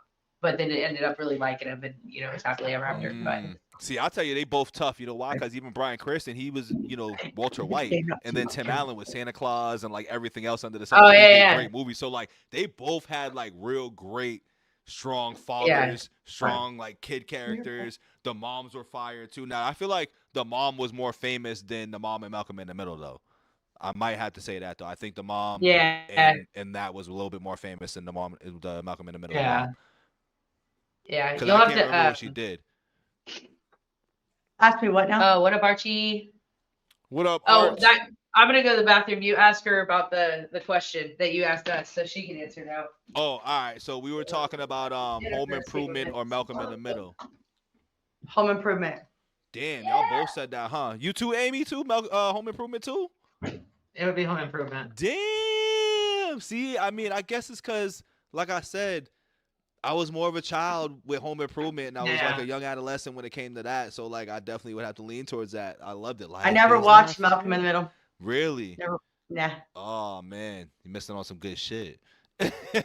Yeah, like I know the name of it. I knew what you were talking about. I knew it was a sitcom, but I never watched it. Well, and that's the thing. Like I watched Home Improvement, but I didn't because I was always out in the garage playing guitar, and I didn't watch a lot of shows. I mean, I did. I watched Breaking Bad and all that stuff, but I mean, obviously that's later on. Right. But I was, as a teenager, I would spend 8 hours, 9, 10 hours a day just playing guitar. That was my escape. That's a lot Music of time. was my escape. Word. Yeah, it was just my escape. I didn't like my family at that time, being a teenager, and music was it. That was it. So you've been in music for a long, long time then, basically. Then you've been doing music like your whole life. Yeah, my whole life. Nice. Yeah, I have 3 albums out, and then I'm doing just a bunch of singles at this point. Okay. Now, do you have them on like just YouTube, Spotify? Where's your music at? Oh, right now? All over? I'm on all platforms. All Yeah. platforms? Okay. Yeah. And you said you just got into rapping a little bit too, right? Yeah, I'm doing the hip hop thing. So my first album I put out was like progressive rock. I was in a band called Sugar Tits. Nice. And we played all over. And then I put out like a contemporary album, and then I put out a pop album, and then now I'm on the hip hop vibe. For me, I just want to prove I can do stuff, and I love hip hop, and I've always loved hip hop. Right. But I was always like, who wants to hear a white girl rap? That was just me, so I just never did. But I've written probably like 200 hip hop songs in the last 3 or 4 months, so they're all coming out slowly. All right. My vibe. So I actually got a question about that too. So the transition from going from like, country and pop to rap, like, what did you find that to be like an easy transition as far as the writing and the format and the approach? Like, did you find anything difficult with that? No, it's been very easy. So for me, I write based on how I feel, and then I get a feeling that I want to, which will give me the topic, and then I'll create the music to match what I'm feeling, and then the lyrics will come, the melody and lyrics will come with it. So it's just, I'm trying to push myself as an artist into different genres, and I love that. But it's the same process across all genres. Interesting, because I've never actually asked that question before, because I've never known somebody to cross from genre to genre before, so I didn't know if it was like a different process and everything, but sounds like it's the same.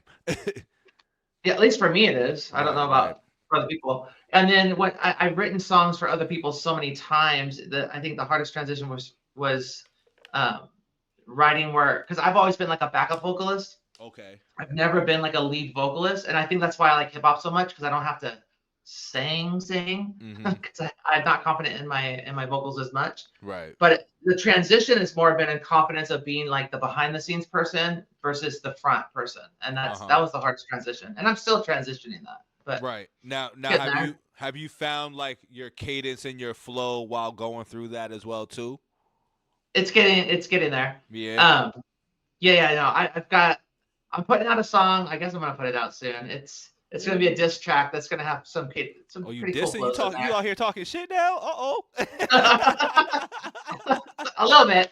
Right. Listen, I like diss tracks, so I'll be the first to listen. I like when it's dissing. Listen, Anthony the pastor out here dissing. But whatever. You always a pastor. Will you be cussing? No, I won't be cussing. Okay, I'm about to say if you're a pastor, you can't I won't be need to. I won't need to. Okay. It's gonna be a lyrical slay. What type of beats do you like? For hip hop, if you're doing like hip hop and rap songs, what type of beats do you like? So I started off with just typical like R&B hip hop vibes. I moved into more of like a Middle Eastern vibe, but now I'm going back into this rock vibe. So I'm mixing my metal-y rock. I mean that's coming out, but I just like the heavier beats, like an Evanescence feel, like you saying you getting into, like an Evanescence. Did I say her name right? Evanescence. Yeah. Thank you. I've been saying that name wrong my whole life. My bad. I would say, as far as guitar tone, absolutely. Evanescence, Linkin Park, it'd be more of that tone, like a new metal tone. Okay. But I like the kick and I like big bass drops. I just like the fat bass, and I also like the intimate stuff. I've been putting out the stuff I worked on a while ago, kind of building up, because I can't put out the good stuff and then it kind of deletes all the stuff that's not as great. Because I want people to see my journey. Right. Like I think it's all good, but like there's some songs that are coming out that are absolute fire in your face, and I can't wait to share those ones. Word. I'm excited to check them out, because I'll definitely be on the couch with it. Yeah, it's a diss track to you, Brent. No, it's not. That's hilarious. That's so funny. Yeah, so probably my next song will be a diss track. All right. Well, but then I also put out. Yeah, I also wrote a song that's coming out. It's called No Names, No Justice. It's old school, like just an old simple rap beat. I went back to like early, just very basic, and it's about the Epstein files. Get those damn things released. Get them to release. Why they not releasing them, dog? Yeah. Who's really to blame? So yeah. But I'm on a hip hop vibe now. I love it so much. I love wordplay. I love double entendres. I love building the story and double meanings. That's like my thing. So I'm having fun with it. Nice. Yeah. I love that for her. I'm looking forward to it.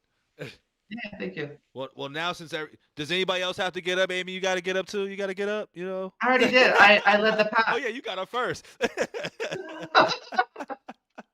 It literally was like one and then the other and the other. Uh-huh. Well, since we got all three y'all back, I will ask you guys the burning question of Breaking Bad or The Walking Dead. Which show is better and why? That's an easy one for me. It's Breaking Bad. Okay. 100%. Okay. Walking Dead. Walking Dead. So that's tough for me. You know why? Because I feel like I like The Walking Dead to a certain point, and I love The Walking Dead. But The Walking Dead died for me like maybe once they killed Rick, but really when Glenn died, exactly. But really when Glenn died, the show died. But Breaking Bad is one of those like all timers though. Breaking Bad is like an all time. Never seen it. Damn. Yeah. Yeah. I tried to watch Breaking Bad twice, and I got to like the 6th episode and gave up because I was just not into it. I hated the wife; she was such a bitch. Skyler. Now, she gets worse too, which is funny that she said that. I know. Episodes. Yeah. And but I would see periodically some episodes in other seasons and stuff because I was married at the time. And I'm divorced now, but he was like obsessed with that show, and so like there's a lot of scenes and stuff that I did see through or whatever. But I stopped watching. The Walking Dead. Like they had killed funny enough her name was Carol. They had killed Carol. Carol killed a couple of people because they got sick and they were gonna die. Oh yep, that was in season 3 when they was at the prison. Yeah. But and then I saw a couple of episodes past that, but like, Daryl Dixon was my dude. But I loved it. I've loved Norman Reedus. Since he was in The Boondock Saints is like is my favorite movie of all time. It's like a cult classic from back in the day. But which one? The Boondock Saints takes place in Boston, but it's so good. Never seen that either. I zoned for a second there. Oh my god, it's so good. But yeah, but The Walking Dead, like I preferred The Walking Dead over Breaking Bad for sure. I don't watch a lot of TV. But Stranger Things would be my vibe. I'm waiting for the next season. Criminal Minds was my jam. I checked out of Stranger Things real fast. You know what I'm saying? Kind of like as fast as I did with The Walking Dead. Like they both kind of ran their course at a certain amount of time and like certain seasons and shit. But I'm definitely sticking with Breaking Bad as like an all timer for me because I think Breaking Bad is. I can watch that time and time again throughout the whole series and finish it versus like Walking Dead. I know I'm stopping to watch it at like season 8. That's when I'm gonna stop watching it. But Stranger Things, I stopped at like season 3 Sons or something of Anarchy. like that. Sons of Anarchy and Dexter. Sons of Anarchy and Dexter are probably my two favorites. Besides Criminal Minds, Sons of Anarchy and Dexter. I have never seen Dexter. It's so good. Oh my god, it's been on my list and it's still on my list. 10 out of 10 would recommend. It's so good. It's so good. It is so good. Okay. So good. I have to watch that one. I'm gonna definitely have to peep one of my all-time favorites. I spent so much time in my studio. Too. Didn't they come out with a reboot or whatever? I think so. Something, yeah. I heard that. I can't watch the reboot because I haven't seen the original. So good. But Sons of Anarchy, that show was extra. Sons of Anarchy is so good. That was great. Yeah, that was great. They would always end the show with like some kind of crazy twist. You thought you knew it was going on, and then it wasn't what you thought it was, and then all of a sudden it's over, and you had to wait for the next season. I didn't like the ending of it though. No, I mean I didn't. The endings never go well in a lot of shows, which is weird. It was an accurate ending. I felt like it was not a happy ending, but it was like it made sense, like the way it ended. I didn't like it. But now the one ending it was like the Game of Thrones. I was gonna say Game of Thrones ending. Fuck that. Yeah. Fuck that show. Yeah, they ruined it. Oh my God. Damn, Carol, you gotta catch up, dog. You missing some classics out here. B. I seriously don't really watch. We may have to do some like movie reactions or TV show reactions. I really just they'll all get blocked. Yeah. What's funny though is that I've never really watched TV shows or series like that until probably like 2010 when like The Walking Dead and Breaking Bad came out. That's when I started watching TV shows like that. So I was kind of like you, Carol, for a little bit, and then I got sucked into it, those shows, and then like Power and shit like that. and then I just started going back and watching shit like The X-Files, which is one of my favorite shows of all time. But so my favorite TV programming is YouTube. Yeah. And then I also She's like, it's the Uncle Beto channel. the season 2 coming out soon. Right. They do. But no, I watch Friends. I watch Friends and Big Bang Theory. Yeah. Yeah, that's what I watch. Fair. Big Theory. I've never yeah, watched the Big over Bang and Theory, over. though. I'm not gonna lie. I've never watched that though. Yeah, It's pretty good. It's pretty good. Yeah. If you want short, like little, you know, And of course, I love Friends. yeah. Yeah, Friends is a Friends classic. is my Friends is a Friends classic. is my yeah. shit. Yeah, that's all I do because it's like it's white noise for me because I'm on my phone so much. I'm scrolling so much. That's racist. Because I'm sorry, it's black noise and white noise together, and it made that static. It's mixed noise. And huh? Mixed noise. But I put it on in the background, so I have Interracial noise. interracial noise. So I have something to listen to behind me, but I'm usually on my phone. So Fair. watching your reactions that I don't comment on. Uh-huh. Hero. After I be up in there every time, I be all up in y'all comments. Talking That's what shit, I said. time I need to be stamping. better. I know. She won't even get in our own comment section. Like she'll heart a comment or whatever and like read it and be like, "Oh, that's so nice." And I'm like, "You have to comment back." You gotta Like, say what are you something talking back. about? Uh-huh. She leaves comments on mine all the time. Yeah. Well, but it's not on everybody's, and like I try to comment. I on just thought she everybody. did it for everybody. Is No. it just me? I'm not gonna comment if somebody leaves like a bunch of like a series of emojis I did or find something, some but for me, like though, I try and early like, on. at least Yeah, respond to Like everybody who one, I says think I something. found one, maybe Yeah. two. If Yeah. I'm Because I able feel to like get I to like it, it once in a while. yeah. It's like being left on red. You like it, be like, yeah, I saw your shit. I, saw just it. chose not to Uh-huh. answer. I got Ding. nothing to say to this shit. Like, Yeah. So it's like it's the equivalent of being left on red. I'm I hate so that. guilty. Yeah, she is. it all depends on how I'm feeling that day. For the most part, I try to definitely like get back to every comment, but if like they get out of hand or if it's like Yeah. a month over like some time and shit, I'm like, damn, some Right, of these might get the like. You know what I'm saying? Right, yeah. But it's like it's funny because you think about it, and it is being like left on red. I love it when someone leaves a comment on a video you did like 3 years ago. They're talking about one specific thing you said, and you're like, I don't know what I said. I don't even remember what Yeah. I said. I have no Facts. idea. Uh-huh. Yeah. What the But hell I are you ain't gonna talking lie. about? I'm so active on my phone. Sometimes I'll be like, yo, what they talking about? I'll just go back and watch and see what they mean. And then Yeah. I'm guilty. Yeah, of that. yeah, I'm not yeah. gonna lie. You're Yeah. like, what did I say to piss this person off? Hold on, let me find it. Let me find Yeah. out so I Yeah. can comment back. I feel like commenting today. I got time today. Yeah, I want to be petty. Oh yeah, I I know. love the I I feel got so time bad. today days. I love those days. Mm-hmm. Because Uncle Beato's great. When we drop a video, he'll even say, "I'm just here for to show support." Like even though he doesn't like care for that Tom song we just did, he always shows up for support. Archie be coming in, leaving comments, and be leaving it. I'm just like, oh look, I liked your video. Yeah. Like, Yeah, you know, all support is good support. The support's free. It's all a click of a way, click of a button. I'm Yeah. so bad about those, so bad. Even though the likes are anonymous, the likes are very anonymous. Yeah. I know. I'm saying he don't know that I'm liking his videos, but I'm there. I hit the button. It's like I saw it. I was actively watching. Okay, I showed up. Damn it. I left my heart for my attendance check. Yeah. Facts. I'm gonna start just leaving a heart in the comment. I'm just gonna go in the comments and just leave a heart. Yeah. Oh, I started doing that Here's for my a little head bit. Before. I got my go-to emoji responses. I'm like, all right, heart, fist, and a salute. Yeah, right? Yeah, there you go. Yeah. Middle Like, finger. just so Middle finger. Number one. Couple just of so I have those. left, so I've acknowledged, you know, Yeah. because so many people do show support, and then I just feel like this bitch over here, like, yeah, hi. Let me ask y'all another question about my trailer made guy. So when did you discover trailer made? When did you guys discover trailer made, and Dismiss. who were or who are your favorite trailer made members, like your top 3? There's plenty of them because I call them trailer woo, so there's a lot of them, and I like all of them, but everybody has a favorite. That's their question. That's mean again. I'm still learning everybody. I don't know who they are. Okay, so we found them with Hard Target's Blasphemy.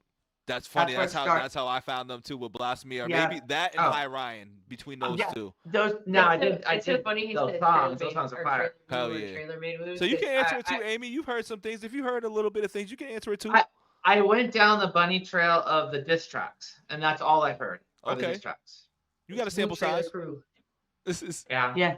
We came up with that with Crowny. Mhm. Woo Trailer Crew. Woo, yeah, Woo Trailer I Crew. call it Trailer Woo. I came up with that. Yeah. Woo Trailer.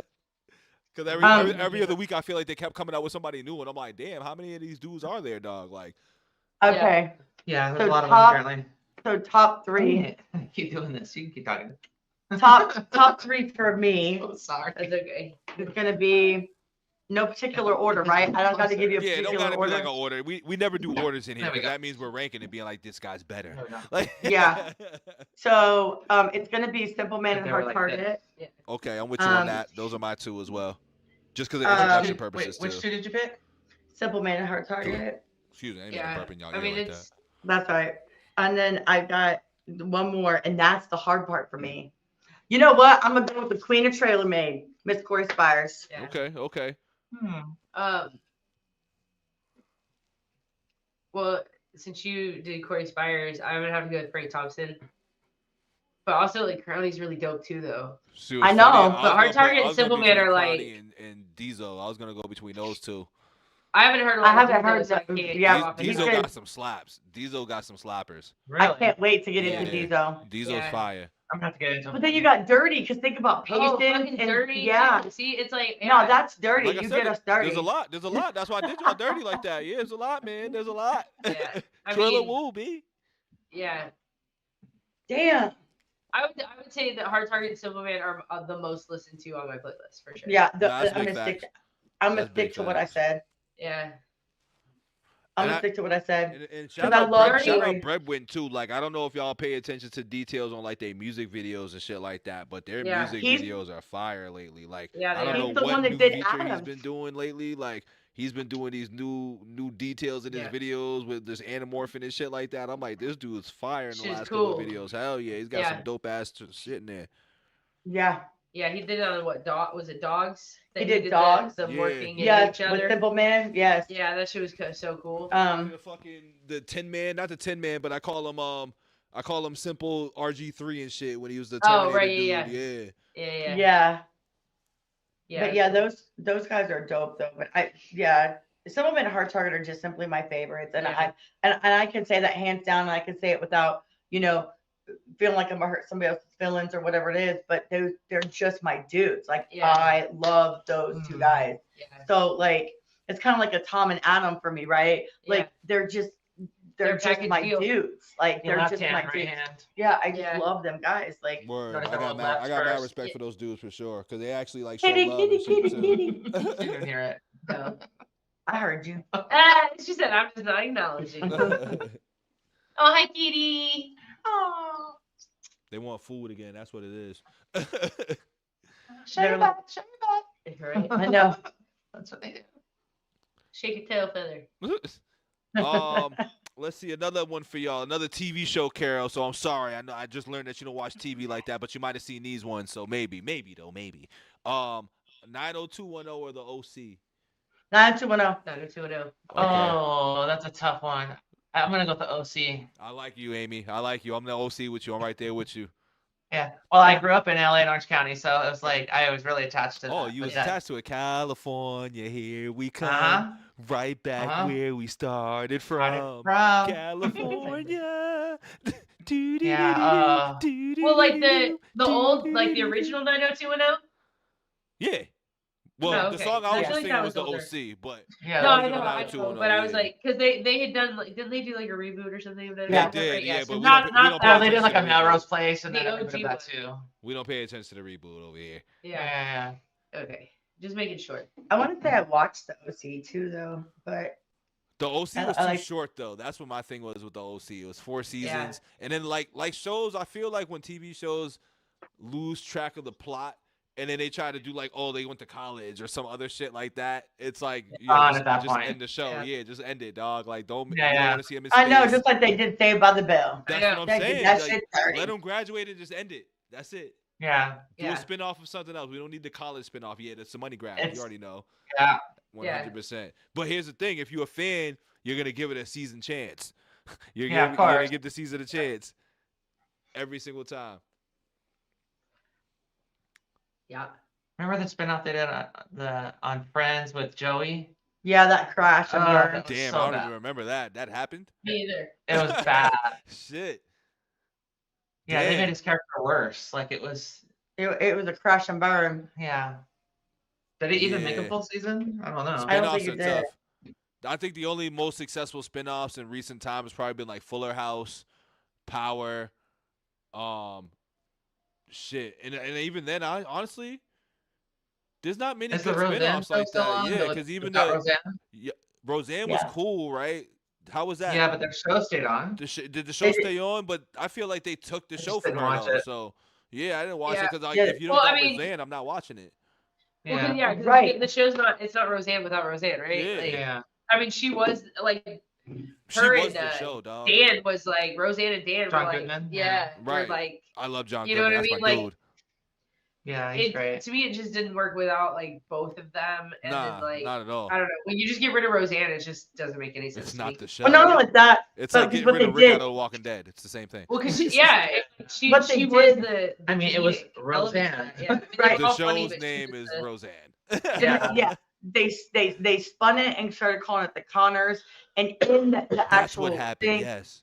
That's yeah, right, and that's in right. in it they ended up making Roseanne a drug addict, and that's how she ended up dying. That's like, stupid. Because like she ended up like having knee surgery, and so she got addicted to pain pills. Yeah. And Yeah. Yeah, they supposedly did that made Roseanne her. dirty on her own show. That's crazy. Yeah, Yeah. that's pretty messed up. Over something taken way out of context of being some bullshit. Well, so. that's the whole reason Well, why. she was Tom wild. Macdonald She got was involved. wilding on the shit. I ain't gonna lie, Roseanne was wilding though. She said some wild shit, dog. Hey. Heck yeah. But sometimes Yeah, people do. I'm not big She on said cancel some culture, wild so shit. Yeah, no, me either. Like, cause I mean, it's okay to not like it, but like to cancel someone, like to take away their livelihood and their job and stuff over it. That's Is, pretty messed I mean, See, I feel. See, here's Yeah. the thing. I don't know. I always that's feel crazy. like. I feel like if you are in the public eye and then you go on like, because once again, there's levels to things. And what if I recall, I feel like she went real crazy with that, like talking about like burning people in ovens and shit like that. I feel like it was something like that, right? Wasn't she on her? Did she say all that? No. Wasn't she on her like anti, something? Wasn't she saying some wild shit online? Didn't she say some wild things? I might have to pull it up, but like, Yeah, my I don't know fault. about I don't that. remember. I don't Yeah. remember all that. Maybe. cause she got Yeah, canceled no, for saying, what did Roseanne get canceled for again? Was it a political thing? Well, it's like there's two. It was a Yeah, political well, thing. because she like she made a comment about somebody that, and she didn't know what they look like, and so because of what she said, it like I think they said she was like She was racist racist. or Is something. that what it was? Yeah, it Well, was I thought something. it was And a then, Trump thing. No. it's like she said something. See, I don't even people know. construed as Because racist- it was so racist. long, but I feel like when I seen it, I was like, nah, Roseanne, you can't Well, say and all she that. even You can't she be even talking came like out that. and apologized. See, I She don't even even came out know. and apologized. She was like, "Look, I didn't even know what this person looked like. I didn't, I wasn't doing it. Like that's not what the whole point was, or whatever." So I mean, whether she or is a not she knew, I mean, comedian. she did come out and apologize. So, but like, it's just, but it wasn't enough or whatever, and they just wanted her gone for good. So, but they try to do that with a lot of people. They tried to do that with So, yeah, the Harry she- Potter writer. so that's what it was. E.J. She- Oh, yeah. or She what said was her name? Muslim Brotherhood and Planet of the Oh. Apes had a baby. That's kind of crazy. Oh, that is messed up. That's Not gonna kind of lie. crazy, dog. But- Yeah. I still don't like cancel culture because Even you more cancel wild. one, you cancel them all, and it just Yeah. it's a slippery slope in my opinion. No, that's the thing. But with cancel culture, like I don't like the term cancel culture, but I also do believe in like there's consequences in your actions. I believe in that. If you're out here on a public platform saying wild shit and you are representing a company or you're representing certain things and you go out on the end and say something like that, I feel like you deserve the consequences that come to you. You can't go I out think there like and say on that a type political of stuff. level, You know what yeah. I Yeah. mean? Well, it's like, I think yeah. on any level too, like even with common folks, because people lose their jobs every day for going online for mocking somebody's death or doing whatever. Because we've seen it with we've seen it with Homie, we've seen it with the George Floyd situations, we've seen it for time and time after time. Yeah. People Well, are that's out just, here like- doing wild shit Yeah. and then wondering why they don't have jobs anymore. You got to conduct yourself a certain way in public. What you saying behind closed doors and shit like that, that's on you. But when you out in the public, there's a difference. There's a difference. You got to conduct Very yourself a certain true. way. That's very You true. got to conduct Well, yourself there, a certain way, dog. it's like, it's freedom of speech doesn't mean freedom I from don't just- consequence, yeah. but Freedom at the of same speech- time, but no, it doesn't mean freedom from consequence. So if you get fired because it doesn't line up with your jobs, whatever, I mean, I suppose you could argue that, but at the same time, we're just ended up firing people for their opinions.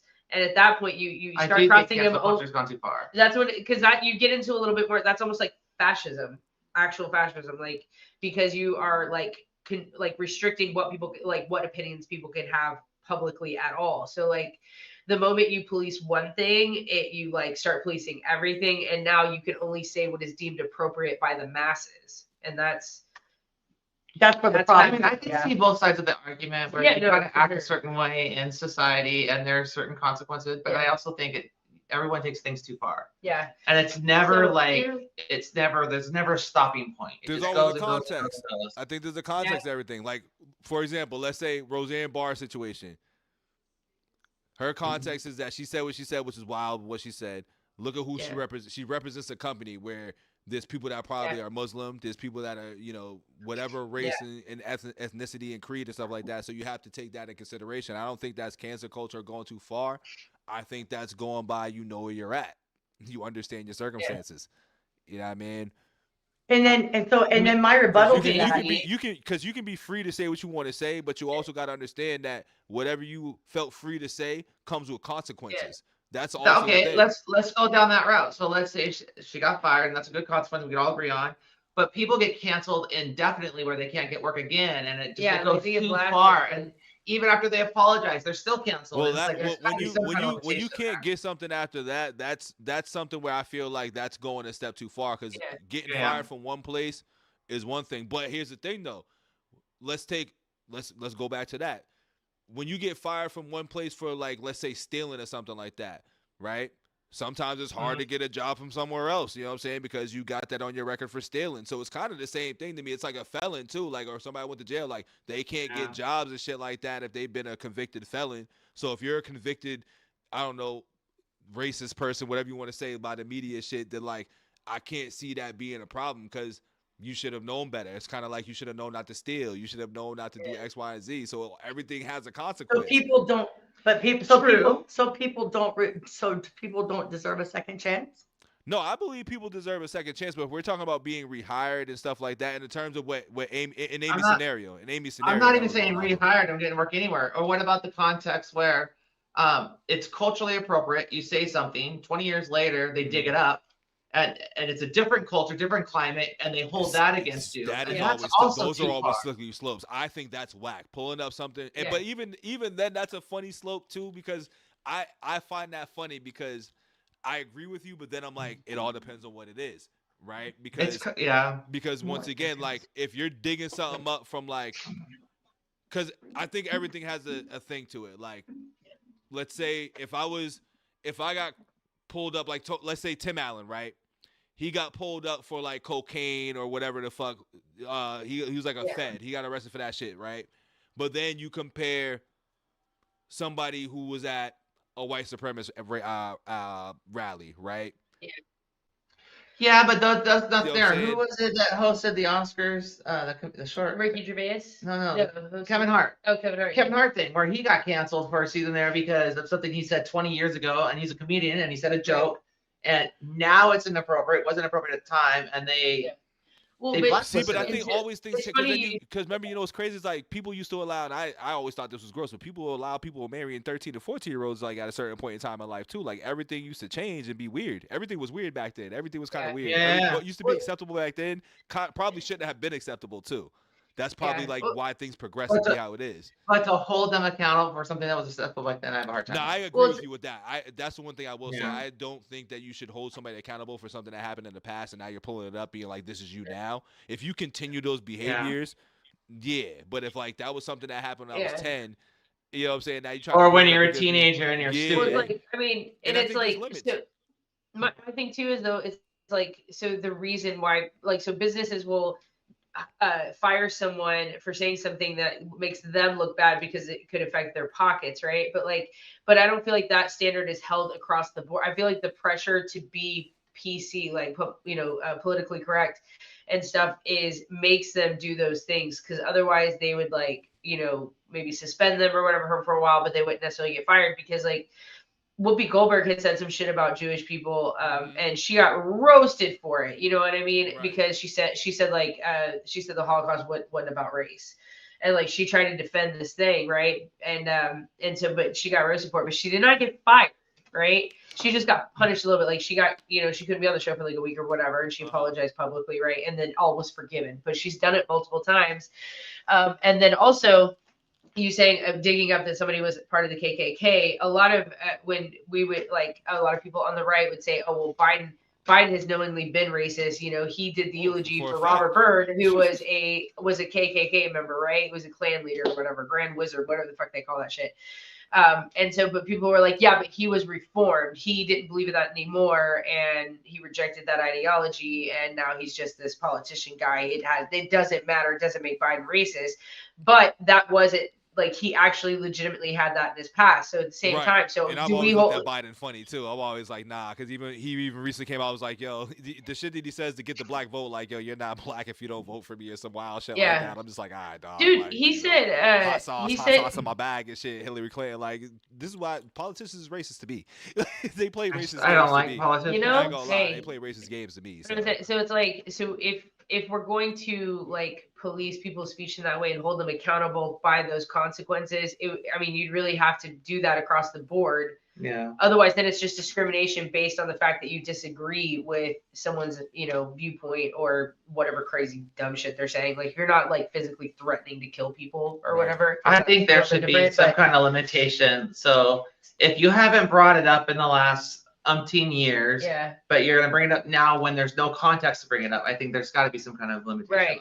So it just, to me, it's like it all comes from the pressure to remain PC and to remain making money, and not because other people, then they'll cancel those companies, right?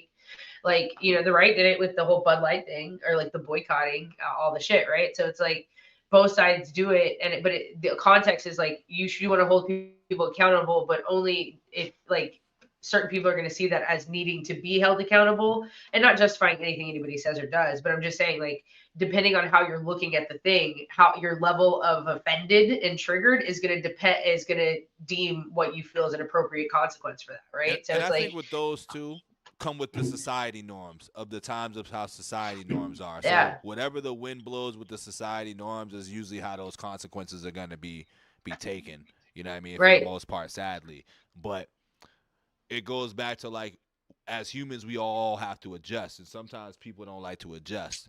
You know what I mean? Like what we like to see in the old and be like, well, why can't it be like, well, because times have changed. You know what I mean? That's the one thing that comes with it as well, is that times do change, and sometimes we have to be adapting as human beings. We may not be with it or may not be for it. I'm all with adapting. That's it. Just adapt. And it would adapt with agree to disagree too. Yeah, I'm all with adapting, but when you hold someone to a standard from something that you adapted from, that wasn't a problem back then, and it's a problem now, but it wasn't a problem then, but they've adapted, I think that's a problem. Yeah. I don't know. It's a slippery slope when you with that kind of stuff, because it's like, how do you make that consistent for everyone, right? And without infringing on people's. What's funny is that I don't think there's any real any consistency unless you broaden the topic of what the situation that we're talking about. Like, because I think everything has levels too. Like, like I don't believe in, like, for when it comes to, like, we'll use Biden for example. Yeah. I think Biden still personally believes those things. You know what I'm saying? Like, no matter how you spin it, no matter how he's changed those things, if you spent the majority of your life believing in ideology and doing one thing, we've seen a lot of speeches from Biden, how he's talked about people, but just because you've gotten into politics and when you get into a certain level, I still think you believe that. You know what I mean? Do I judge you or care about how you feel after that? Nah, but I'm always going to be like, you thought that way. Everybody has a past. You know what I'm saying? Everybody has a past. Yeah. That's why, with these trails and stuff like that, that's why it's important to be a good character and a good person throughout life too. Yeah, I mean, that's the funny thing about it, is like you have to be solid throughout like your entirety of your life, because things do come back to haunt you. That's the thing I think I believe in as well too. Things always come back to haunt you, especially in this internet age. Things will always come back. So that's why I think we're in a different space too, because that's why I think we're having that conversation on these thoughts, because it's like, well, if somebody's digging something up, because once again, there's paper trails everywhere. It wasn't like 20 years ago where you could say something and it'll just disappear and then nobody knows. Everybody gonna find out because everything's recorded, everything's got an archive. So we're just in different times. Yeah. And I think some common sense is left, because you have, like, you can say hi to someone and now that's offensive to somebody, so they go and pull it up, and now you can't say hi, but everyone said hi. It wasn't even an issue. Right. But now it's an issue. Now you're going to hold me accountable for something that you don't like that has never been an issue. Those are the kinds of things I'm talking about. Yeah, I don't like soft behavior. Yeah, like there's a lot of sensitivity around. Like a lot more sensitivity goes on in the world than it used to be. But I don't think it's as bad as it is. I just think it's just like, I think everybody just has such an opinion. Yeah, people got a lot of voices. You know what I'm saying? There's a lot of voices. Like there's a lot of spaces where people voice their opinions. There's a lot of people that feel the same way, and then people that build a large following. Yeah, true. And then you have things that are reclaimed, right? Like the word queer, where you couldn't say it back then, but now it's totally embraced. There's going to come a time where it's not going to be embraced again. And then you're going to cancel the ones that were embracing it to be inclusive? Yeah. You just got to be really careful with it. It is slippery slope. A lot of the flip-flopping. The world flip-flops every 4 years, I feel like it's flip-flopping and stuff. True. Yeah. Yeah, I mean. And I ain't changing for nobody, so if you don't like it, fuck you. Sorry. Hey, you heard my intro in the beginning. That's not true. That's not true. I had her wearing a blue shirt yesterday. Whatever. It was an HOG hoodie. Don't literally it's compromise. You still were wearing blue. Should have got your red. He didn't have a damn red one. No, too. She's never gonna wear that shirt again now. Watch. I haven't seen it. It's actually my favorite. Nah, she's about to go get it recolored. She's about to dye it. Make that bitch purple. Hell yeah. I was wondering if you good job, Carol. That's awesome. Because blue and red make purple. That's right. I'll dip that bitch. I'll sprinkle it and bleach it, make it tie-dye. Fuck yeah. I'm about to say bleach it. It's now a white hoodie. Oh man. They won't be able to read the lettering on it, but it's all right. Yeah. I know what it's. That's a white on white clothing crime. White on white clothing crime? Yo, Lacey is awesome. Crazy. Oh, that's awesome. Oh man. That's awesome. Well, I locked y'all up for about 2 hours and some change today. Yeah. I locked y'all up for a little bit. And I done ran out of questions. I done ran out of shit to ask. This would be a perfect time for him to listen to White Boys. It would. That's okay. For me, it's nice meeting you. So that's an important one. So. Very nice meeting you. We'll connect soon too. Hopefully, I can get you for a one-on-one interview and give you a lot more questions, a lot more conversation too. Yeah, be great. Absolutely. And vice versa. Hey, the couch is always open. I'm always here. Yeah. Open for discussion. We love Uncle Vito. Like he's been one of my favorites. Even when it comes to stuff we don't like. I love his hair. Your hair is just sick. Thank you. Usually I got it done, so y'all caught me on an off day today. Well, if he wasn't always wearing them glasses, he's quite a handsome fella too. But he's always got them glasses on. I gotta hide the eyes sometimes. Yeah. I understand. The eyes get too distracted, the monitors. You know what I'm saying? I'll be looking over here. They'd be like, why is this guy darting so much? I don't want nobody thinking I'm on cocaine or something like that. So like, I totally know what you like. I'm always like checking checking the frames and then down here on this thing. And I'm like, well, have you seen his posts? Like when he was younger, like oh yeah. Sorry. Oh, I have. I just saw those recently, actually. How you doing? Babyface Bito. When y'all see me as Babyface Bito, I saw it. I like it. I did. That sounds like a rapper name right there. Babyface Bito. Yep. Hey, I actually found my rapper track the other day. I told people I was rapping. I found it. Yeah. Once upon a time, Bito was in the stew. I used to be in the stew rapping. Okay, I need to hear that. I was whack, but it was my first verse ever written. First verse ever. I love it. I think I posted it on my IG. I can send you the link if you want to hear it and give it a listen or whatever. Yeah, for sure. Yeah. Definitely can send that to y'all. It's a funny listen because I'm like, and I'm dissing. Just like you, Amy, I was dissing. Yeah. This will be my third diss track, but I didn't release the other ones because I was like, just can't. I got a few disses out there. I just don't know what the rest of those are, but I got a few. Yeah. I think that's all I was doing for a little bit was diss raps. Oh, that'd be fun. I don't have any diss raps or diss tracks. I just like to talk shit. That's why I'm here now. Me and you are both on the same page. I love talking about shit. Yes. Oh, yeah. 100%. Yep. Yes, sir. Yes, sir. Love it. Oh my goodness. And we're gonna go out to eat. I'm really excited about that. Me See, too. I gotta go to work. I'm mad. I wish I could just go out to Arby's? eat and chill. Right. We are not eating at Arby's. She saw me. I was a total Arby's? Can we bitch. go through the drive-thru? Arby's? We had Arby's last night. I was a total bitch. Anyways. I fucking love Arby's on the low too. Well, this little girl needed to check her damn attitude. Well, you checked it. The food You is always definitely the checked way. it. Food is always the That was way. great.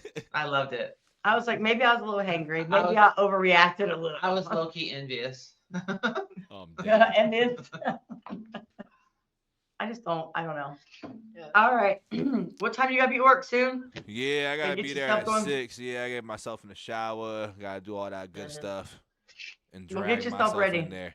Well, ladies, this was fun. It was a great time. We're definitely gonna spin the block again soon. Send me that song to listen to too.